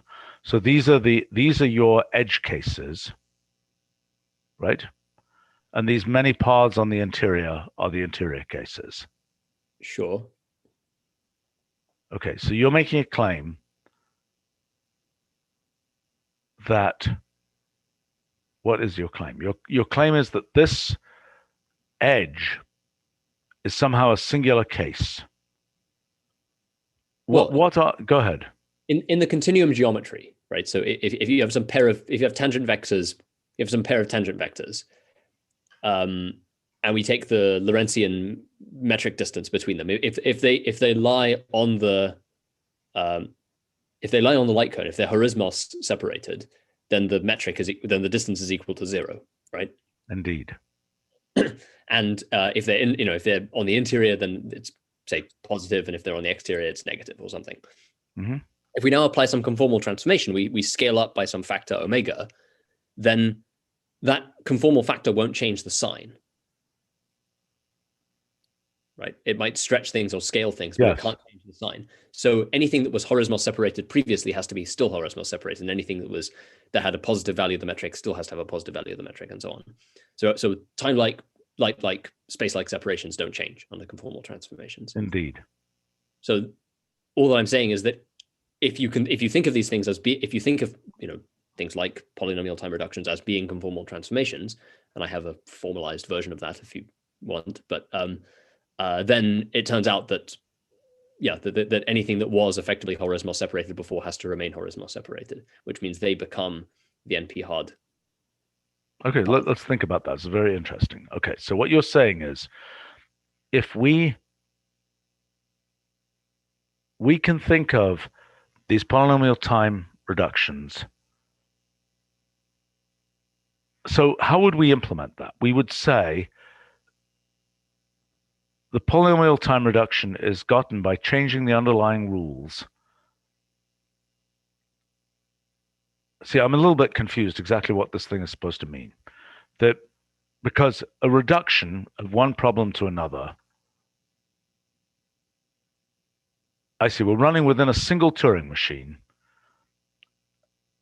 And then the reduction is changing the programming of the Turing machine. So it's changing, might change the initial condition. It's changing things about how we label these states. Fair enough. Okay, fine. Right, but you could implement that even without changing the rules. You just have essentially a new set of paths that map, states on one path to states on another path, like we do in the definition of homotopies. Yes, I understand. Because it's polynomial time reduction, the only constraint is that those paths also have to lie within the light cone.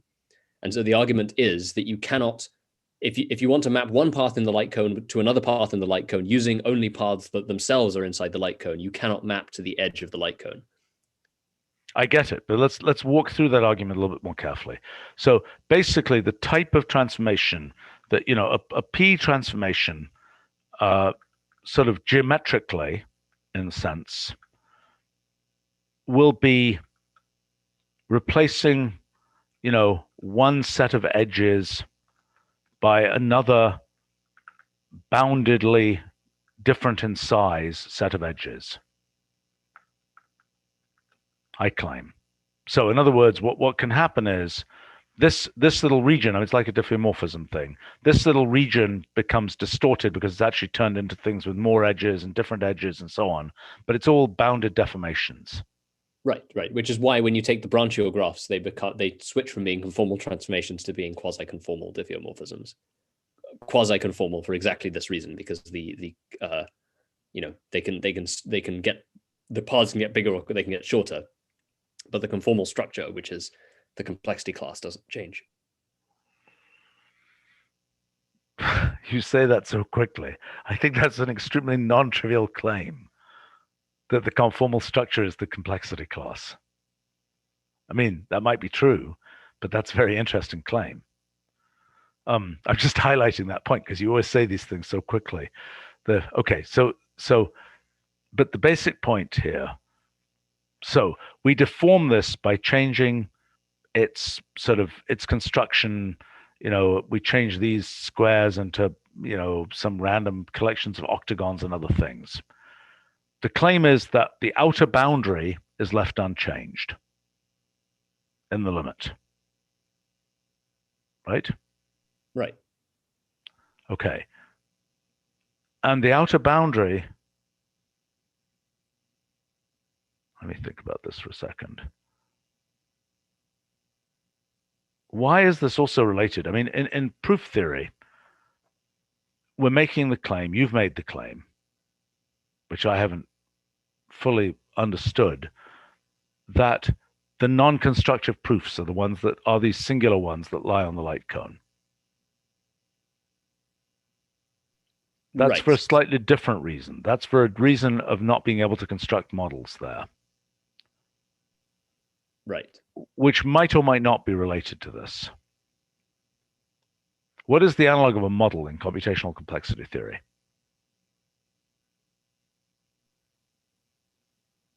Well, I mean, it's you're effectively assigning a particular computational model, right? As opposed to what? As opposed to just saying it's a general complexity class. Well, if we construct a multiway system for a complexity class of problems, say, yep, then each state is some abstract state of a Turing machine or something. Compared against when we construct a model of a proof theoretic multiway system in which each state is, say, a proposition in predicate logic or something. Mm-hmm. Then to assign a model, all we're doing is, in the predicate logic case, we're just assigning interpretations to each of the elements of the propositions. Yep. And in the same way, if we assigned a sort of a more concrete interpretation to each of the Turing machine states, that we actually said, here's a particular state of a register or something that could exist in a printed circuit board, that's the analog of assigning you're actually giving semantic interpretation to the otherwise purely abstract symbols that exist in the multiway system. So what? I mean, you're saying that there will be more things true about a particular register allocation problem than about the general Turing machine problem that it can be mapped into. Is that your claim? Yeah, I mean, for instance, you could set up the concrete specification of the Turing machine tape in such a way that there would exist collisions with respect to the concrete model that would not exist in the abstract model. I see what you're saying. So you're making the statement that in the abstract model of I'm not getting this completely. You're saying, okay, what is the model theoretic version of computational complexity theory? And the claim would be here that it is that it's specializing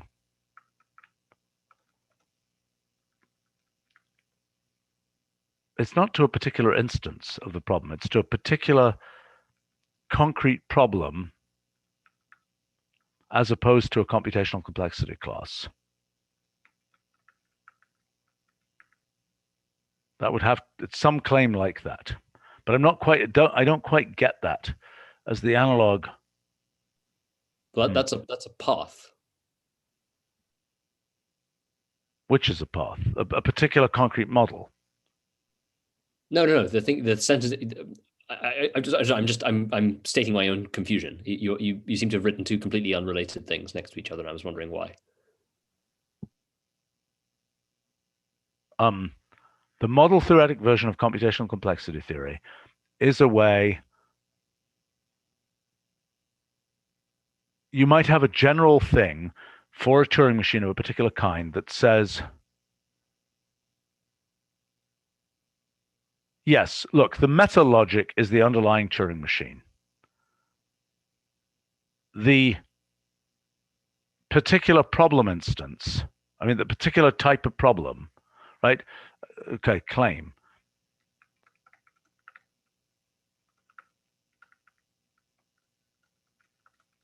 Is the underlying Turing machine. Then the particular type of problem,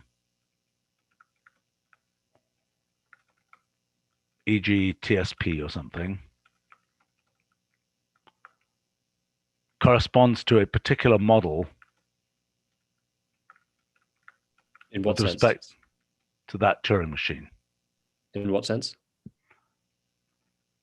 Because it provides a way of labeling the underlying thing is just a raw Turing machine. This is a way of labeling the states of this is a way of giving meaning to the states of the Turing machine, although the fact is it's a little bit obscure to me because it's not quite the same thing as in the case of in the mathematical case where there will be additional relations implied by the model. There might be additional relations applied by the model here, which are not captured by the Turing machine. See what I'm saying? If we say this is this, what's that? No, I don't see what you're saying. Okay, so what I'm saying is, imagine a particular class of problems in which, for example, the underlying implementation might be in terms of sort of arbitrary collections of bits. But in these problems, those bits always correspond to integers. All you care about is the total number of bits or something.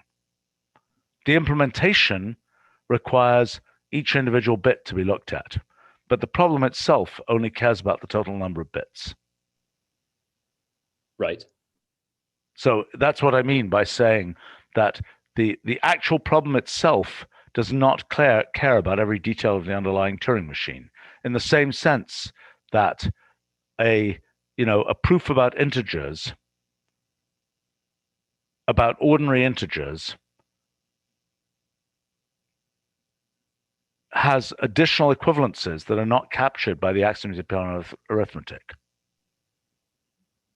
Sure. That's the analogy that I'm making there. Yeah, that much is all fine, but why think about it in terms of problems? That's just one particular sub-instance of this general point, right? The general point is you're giving a concrete interpretation of the Turing machine states, as I say. Yes. Sure, you have to do that when you solve a problem, but there are lots of other cases when you have to solve a particular instance of a problem, but there are plenty of other cases in which you'd have to do the same thing.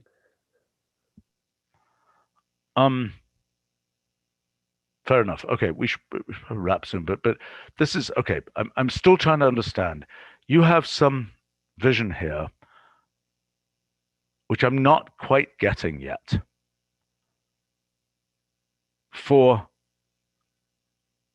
basically, these Lorentz transformations correspond to the the Cook reduction is the analog of Lorentz transformation in your thing. Not exactly a Lorentz transformation, but something like it. Right. But in particular, frame changes, it should be the case that that would be an interesting question. What is the analog of a frame change in, right. I mean, yeah. I think I've been asking to give a colloquium about this since July. To give a colloquium about it?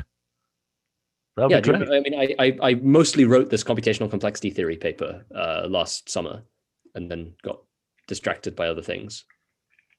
Okay. Well, yes, you should do that. I certainly would like to hear about it. Okay, but anyway, what's the analog of get yourself on the schedule? You kept saying it would be you wanted, I don't know, you wanted to have more elementary talks for more junior people or something. I think that was your reason. Oh, maybe that was after one of these talks that nobody understood. Anyway, I mean, the point in that paper was that there's a way you can formalize the original Cook construction so that effectively these, in general, if you have an X time reduction between two classes of problems, that corresponds to some quasi-conformal diffeomorphism between the branch-like hypersurfaces. And then the complete instances of problems then become effectively topological obstructions. They become the thing that prevent you from being able to make an X time reduction, right? The X complete problems are the things that prevent you from being able to make an X time reduction from one hypersurface to another, right?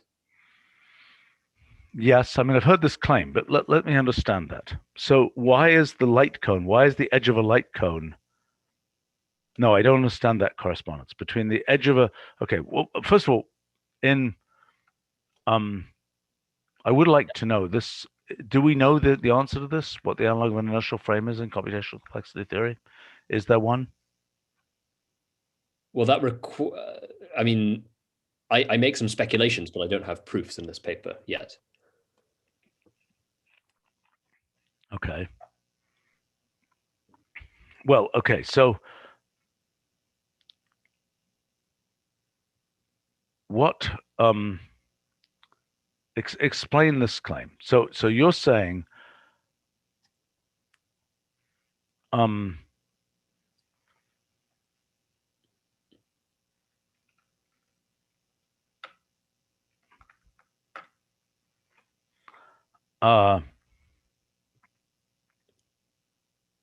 me just understand this. So the claim is these diffeomorphisms that are the transformations, essentially the polynomial time reductions. Well, polynomial is just one instance of. I understand, but given a particular model of computation,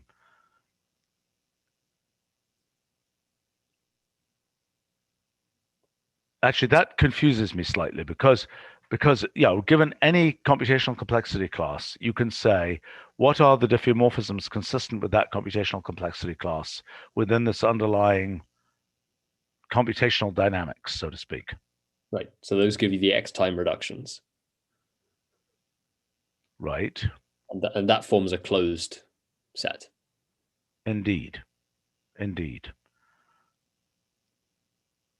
the question is, well, your claim is that those computations, so what you're doing is you've got all these computations, you've got this whole mesh of computations that are all the multi-way graph of all the computations that can be done, all the non-determined. I mean, I think this is a story of the non-deterministic case. This is not a P versus P space story or anything like that. This is the whole non-determinism thing is the story of multi-way graphs, right? Right. So this is an N versus something else story. P space is an utterly different issue. Might be understandable in these ways, but it's an utterly different issue on the face of it. It becomes the same issue if you consider a global multi-way system.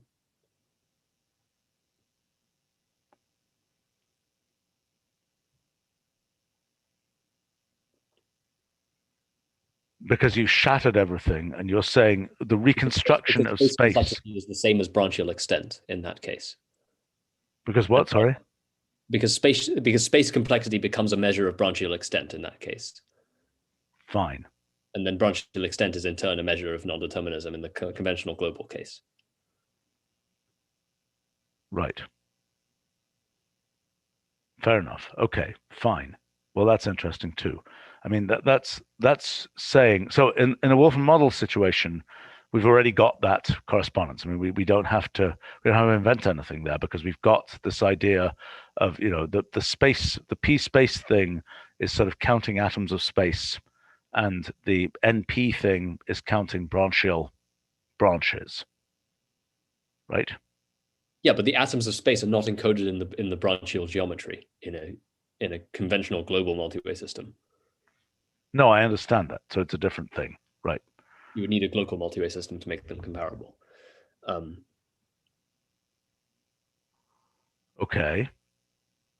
So, but so what you're saying is, in this situation, you can make these transformations, and the paths are computations, computing answers.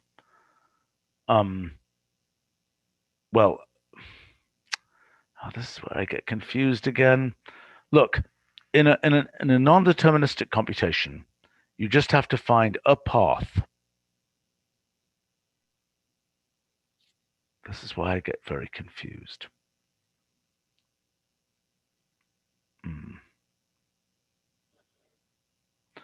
Wait a minute. Explain to me. Okay, so we've got an NP problem, which means we've got this multi-way graph. We're going to find a path that has certain properties, right? That's the goal of solving the problem.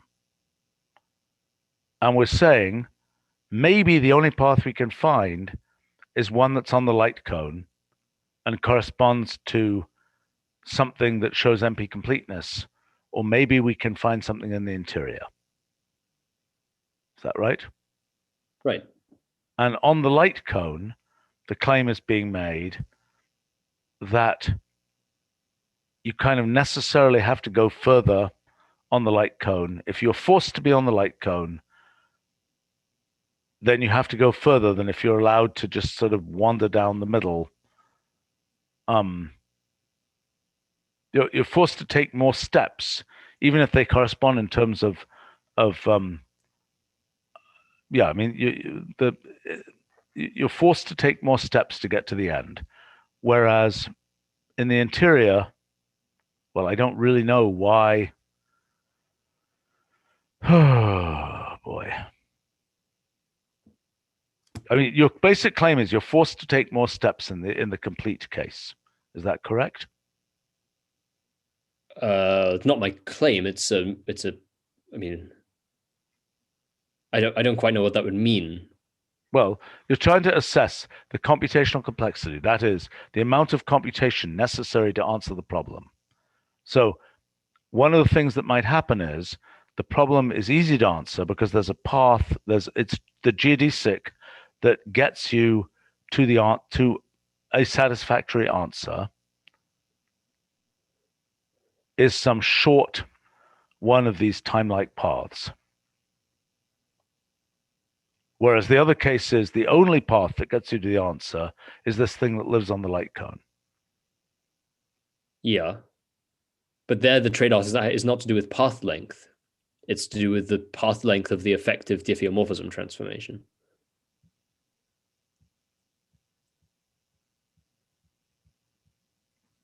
But how do you assess the actual computation necessary to solve the NP problem? Well, I'm talking about, yeah. The computation is a path, right? Yes. But if it's a path that does not live in that is not a chronologically related path, i.e., if it's not one that you could have obtained by just following a geodesic, then one also has to specify information about which path to take. Sure.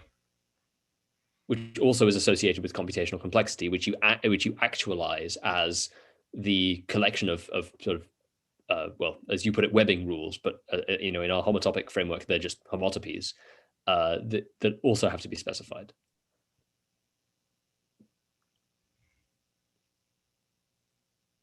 Yes. But, okay. I mean, I'm still looking for the thing that says that the problem that corresponds to, you're saying this non-deterministic Turing machine can do many things. Most of them land in the interior of the light cone. Most of those problem solutions land in the interior of the light cone. But the NP-complete ones, you're saying, land on the surface of the light cone. Right? That's what you're saying, as I understood it. Right. Okay, so in other words, most problems that you can do, you can set up, they can be answered by, there is an answer to those problems that is somewhere in the interior of the light cone. But the NP-complete problems, the only answers are on the boundary of the light cone. I mean, I'm not the one saying that. I mean, Cook is the one saying that. This just follows trivially from the definition. Well, I don't think he was thinking about light cones. So yeah, I mean, light cones are a useful analogy, but as I say, the more general way to think about it is that the X-complete problems form topological obstructions that prevent you from making quasi-conformal diffeomorphisms. I don't think Cook was thinking about it in those terms. No, obviously he didn't have this geometrical view, but there's nothing. I think the geometrical view is already non-trivial. I mean, but so. Look, I mean, look, I'm not saying anything very sophisticated here. All I'm saying is you have a multi-way evolution graph for some NDTM, say. Yep. A conventional classical Turing machine will form a path in that. The computation for a classical Turing machine will form a path in that space. Absolutely. That path will lie inside the light cone. Absolutely. Right. Okay. So then Cook's reduction says, okay, I can now define a sort of translation program that lets me map between points on that path to points on some other path. Absolutely, yes. And it's a polynomial time reduction because the paths involved in that mapping also lie inside the light cone. The reduction program is itself a polynomial time thing. That's why it's a polynomial time reduction. Right? Yes. Okay. Mm-hmm. So if you only map between paths, if you start from a path inside the light cone and you can only map to other paths using paths inside the light cone, you can't map to paths on the light cone. When I say inside, I mean like strictly on the interior. That's all that I'm saying. And so the only paths that are left after you mod out by Cook reduction are the paths that lie on the boundary, are the Horismos paths. Which in our world are the things on the boundary of the translation cone. Something like that, yes. But so the point I'm making about thinking about it in terms of topological obstruction. So there's this Malamont-Hawking King-McCarthy theorem, I think it's called the MHKM theorem, which is this thing that says that the conformal structure of space-time is determined essentially by the topology of light-like curves, right? Okay. If you know the topology of the light-like curves, then you know everything, because anything that because those define the light cones, and anything on the interior or on the exterior, you then know how to deal with. So in a sense, it's kind of it's a mapping of. I mean, it's some kind of conformalized representation of space-time in terms of its light cones. Exactly. It's saying that if you only know the topology of the light cone, you only know the topology of the light-like paths, then you know everything there is to know about the conformal structure. Yep. In some sense.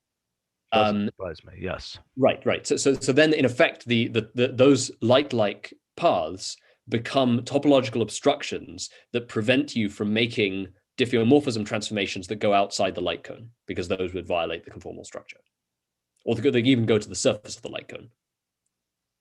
This part I have not fully understood. So, I mean, what are you saying? Go ahead. Why can't you travel faster than light? Right, that's effectively the question one is asking here. Mm-hmm. Okay, or why can't you travel at the speed of light if you're a sort of chronologically bound agent? Well, the purely geometrical answer, or a purely geometrical answer to that, is in terms of this MHKM theorem, which says that because the conformal geometry is defined by the topology of the light-like paths, the light-like paths, and you can only make conformal transformations. You can only make transformations that preserve the conformal geometry. The light-like paths therefore form topological obstructions to you making a transformation that goes to the boundary of the light cone or beyond. Okay. Does that make sense? Maybe more or less. It more or less makes sense. Okay, maybe I'm not explaining that. No, but it more or less makes sense, except that the notion of a topological obstruction, you're saying, I mean, in terms of this kind of webbing story here, right? I can make a path, I can deform the path, right? Homotopically deform the path until I reach the edge here. And then there's no way I can deform it any further because there isn't any further to deform it to. No, but that's kind of not the point, right? The point is that the path, you're not just making an arbitrary reduction, you're making a polynomial time reduction. Yeah. So your paths are also constrained to lie inside some light cone. Yes. You can't web directly to the edge. You can only I see. Because your point is that if I spend this number of steps down here, going down here, in order to get to the edge, I have to have used as many steps as I would take on the edge. You would be making a super polynomial time reduction. Well, because the statement is, yeah, go ahead. If we're defining polynomial time as stuff that lies inside some light cone, yeah, right, then you've defined a transformation that does not lie inside a light cone. I understand, to reach the edge in that limit. So it's but I mean, more finitely, you can make small changes, but to get all the way out to the edge, right at the edge, you're trading off distance gone for time, maximally using distance gone. Right. And so what you're saying is, to use that much distance is something that has to take you as much time as it would take at the speed of, the translation cone, the light cone, whatever else. Right. And that's why if you limited your time, you're not going to be able to use as much as it would. You're not going to be able to go as many steps as it would take to be able to be on that light cone. Yeah, I mean, I more or less understand that. I'm not sure that I would explain that topologically, but yeah, okay. No, but I think, but the point is that the light cone thing is only a useful pedagogical aid, right? The reality of what's going on is that there's, as I say, in ordinary relativity, the reason, geometrically, the reason you can't travel at the speed of light, if you're chronologically, if you want your timeline to have chronological relations on it, is because the light-like paths, effectively the photons, form topological obstructions that prevent you from making the conformal diffeomorphism that would take you to the light cone. That language somewhat confuses me. I think I understand the point, but that language sort of confuses me. Why? What do you mean by a topological obstruction? The general definition is I mean, something like you've got a torus, and you've got paths going around one way, and you've got paths going around the other way, and you can't continuously transform a path going around one way to a path going around the other way. As an example of a topological obstruction, yeah, I mean, in general, a topological obstruction is some feature of your space that prevents you from making a particular class of transformation of diffeomorphism transformations. Right. And that's the exact analog of an X complete problem for a set of X time reductions. Well, it's an interesting claim. And so which means that there's a nice sort of particle-like interpretation of NP complete problems. The photons. I mean, except the point, the point I'm making is that in ordinary space-time, there's only one conformal geometry that you care about. So you only have one type of topological obstruction. You have a photon. Yes. But for computational complexity, there's an infinite hierarchy. So it's not just one, you don't just have one conformal geometry, you have several. So it's not just one notion of light cone, there are lots. And so it's partly because your version of space is, we have a conventional version of space in space-time. Whereas in computational complexity theory, different problems define different notions of space.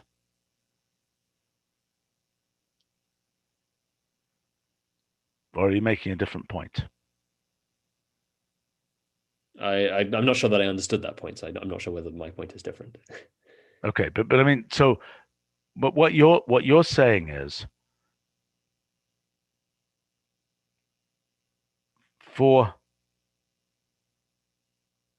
I think it isn't different. I think it was the same point, actually. I mean, you're saying there's an infinite collection of NP-complete problems, whereas there's only one photon. And no, I'm saying this focus on polynomial is entirely synthetic. Oh, that's a different point. You're saying then that you could pick... there's one collection, there's one precedence, really, or well, really two, but for our purposes, one, right? There's causal precedence, and that's related to the fact that there's only one class of objects which define the topology, which are the light-like paths. Yes. But in computational complexity theory, that isn't true.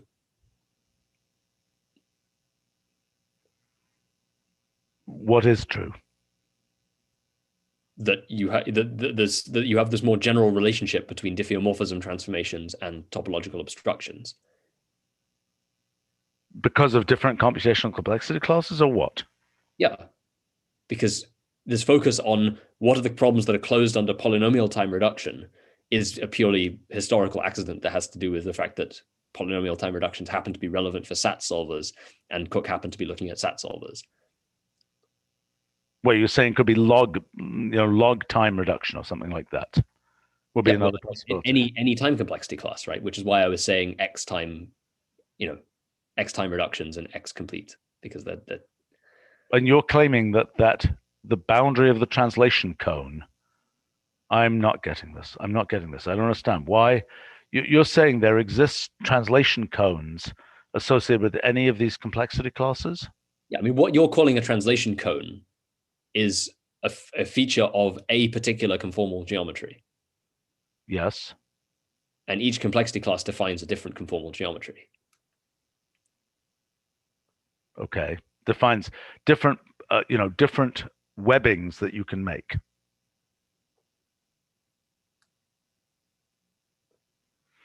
I need to go to some completely different meeting, and you need to go back to your numerical relativity thing. Right. But go ahead. Which is almost done, I have to say. Do you want to quickly see an update? Yes, sure. Go for it. Yeah, you can. Oops. Is there an issue? Should we start? Go ahead. I can't share with you. Oh, me sharing. Sorry. Go for it. Okay. That's what I wanted to check. We did take care of that. Cool. All right. Yeah. Okay. So I think you saw everything. I've updated a few bits, but I think you saw everything up to about here. So some things I added since last time were, here are extractions of the radial Weyl scalar for different resolutions. So this is effectively showing you the transverse gravitational wave perturbations for these different mergers. So that's for the initially static. Yeah. Go ahead. Yeah. Sorry. No. It looks just like the ring down that one saw for the original, black hole merger. Yeah. In fact, I'm at some point I'm going to produce. Hopefully, that'll be the next thing I do. I'm going to produce plots which overlay this on top of the experimental data because I tried it with the exact LIGO initial conditions and it gets something actually very, very close. This is for initially static Schwarzschild mergers. But there are now 50 of these black hole things, right? So there are 50 black hole mergers. Do they have data for all of them? There's a fair amount of data. this is a slightly different profile that you get for the Kerr. Okay, if they're rapidly, so this is for rapidly rotating Kerr black holes with a equal to 0.6, and you get a slightly different chirp. But this is still for the numerical case. So then down here, I have, this is all about extraction of curvature information from a pure hypergraph. And then here I have, this is, on the left is effectively the cheat, right? This is where we're solving the underlying differential equations. On the right is the pure Wolfram model evolution. And so the colorings in the Wolfram model case are being done by you're computing the full, well, you're computing first the sectional curvature tensor using this construction here using tangent GAD6 and looking at convergences of endpoints of tangent GAD6. So you compute the projections of the sectional curvature tensor. From that, you extract the conformal curvature and you color the vertices using the Schwarzschild conformal curvature. And then, okay, so this is the causal graph you get with pure Wolfram model evolution versus the causal graph you get with the known numerical solutions. These are this is based on a particular underlying rule, that particular one that you were using there. Right, yeah. So this is a particular rule that happens to preserve the size of the hypergraph and happens to have the requisite ergodicity conditions and dimension preservation conditions. Cool. So, I mean, one obvious thing that I haven't done, but hopefully someone will do as a follow-up, is look at a much larger class of rules. Sure, and you'll find it's just like numerical schemes. You'll find ones that are good for this purpose and good for that purpose, and so on. Exactly. So for these, it's the same, right? It's the same thing as happened in the cellular automaton fluids case. You can find other rules, but it doesn't really matter because what you care about is the continuum limit. Right. So in these cases, this particular rule is okay. It gives roughly second order convergence to the right answer. I tested this against the Hamiltonian constraint, the linear momentum constraint, angular momentum constraints, all these different things. You get roughly second order convergence across all quantities for this particular rule. Okay, so these are now the gravitational wave signals extracted using pure hypergraph evolution. So you'll see they're a bit more jumpy, but you're still converging to the right answer. Yep. And then here are the Kerr solutions again, producing pure hypergraph evolution, and then the ring down phases for that as well. So basically all the results are done. There's a bit, I still need to... What happens when you have a ridiculously fast Kerr black hole? I mean, can the ordinary formalism deal with that? It depends what you mean by ridiculously fast. Actually, is there a situation in which you can have black holes that are rotating around each other that end up being subcritical Kerr black holes, and then they would nominally be a supercritical Kerr black hole? Yes, you can. This effectively happens anytime you have a small Kerr black hole being sort of sucked into a large Kerr black hole, then the frame dragging of the large Kerr black hole can cause the smaller one to go supercritical. Can you see that happen here? I haven't tested it, but that's a cool thing to try. I have tested because it should disconnect. In this model, it should disconnect piece of space-time. Right. Whereas in ordinary numerical GR, it would just crash. Well, what does it do in ordinary numerical GR? Well, what would happen is that your angular momentum, the violation in, say, the ADM formalism, the violations of your angular momentum constraint would become unbounded. And once the constraint violation exceeds a certain value, the simulation will just fail because effectively. So have there been any of the 50 black hole mergers that have been seen? Do any of them have these parameters? I don't know. Actually, I'd need to check the astronomical data for that. But should look at it because it would be cool if one of them did. Right. I mean, I have pictures of this disconnection here for so A equals 0.99. This is where it's starting to disconnect. This is already way beyond anything that could be done with a conventional numerical GR code. Like I've done simulations with conventional numerical GR codes for like A equals 0.95, and already you get massive time step problems and instabilities and things. A is J squared over M or something? J over M. J over M. Okay. Yeah. Yes, J over M. Okay. So can you go on? Are you going to show something even more? Oh no, so that's at least the limit of my results. I'm just saying that this is at least everything I was planning to include in this. I mean, it's already it's already far too long to be submitted to most journals. Right. Yeah. So hopefully I just have a bit more to I have to write introduction, conclusion, all that kind of stuff. But I think the results finally as of wonderful. Today, yeah. I mean, I think you should do something which can absolutely profoundly not be done with existing codes. Well, my example of that was the maximally extended thing I did over here. So these maximally extended Schwarzschild solutions can absolutely, I mean, at least in the codes I've used, the idea that you could have a solution where the topology of the space-time actually changes dynamically is not something that normal codes deal with very well. Right. How are you showing that in this case? I mean, the causal graphs show it, but how do those spatial graphs show the change of topology?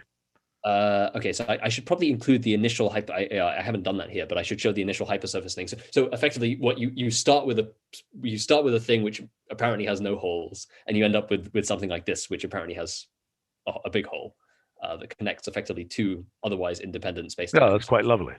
I would recommend if you can trivially run something which will go from subcritical to supercritical for a Kerr black hole, it seems like a worthwhile thing to do. Because basically what that's going to do is it's going to spin off a piece of disconnected universe, is it not? Effectively, yeah. Well, you'll have a little piece of hypergraph that was the interior event horizon of the now supercritical thing, and that will just evolve completely separately. So physically, what on earth is that doing? I don't know. Well, I mean, I think we should look up whether any of the Do we know anyone who would know? I mean, what it would do? Well, we certainly know lots of black hole people, but I mean, the first thing I would do is just to look up the list of black hole mergers, which I just saw a nice picture of. I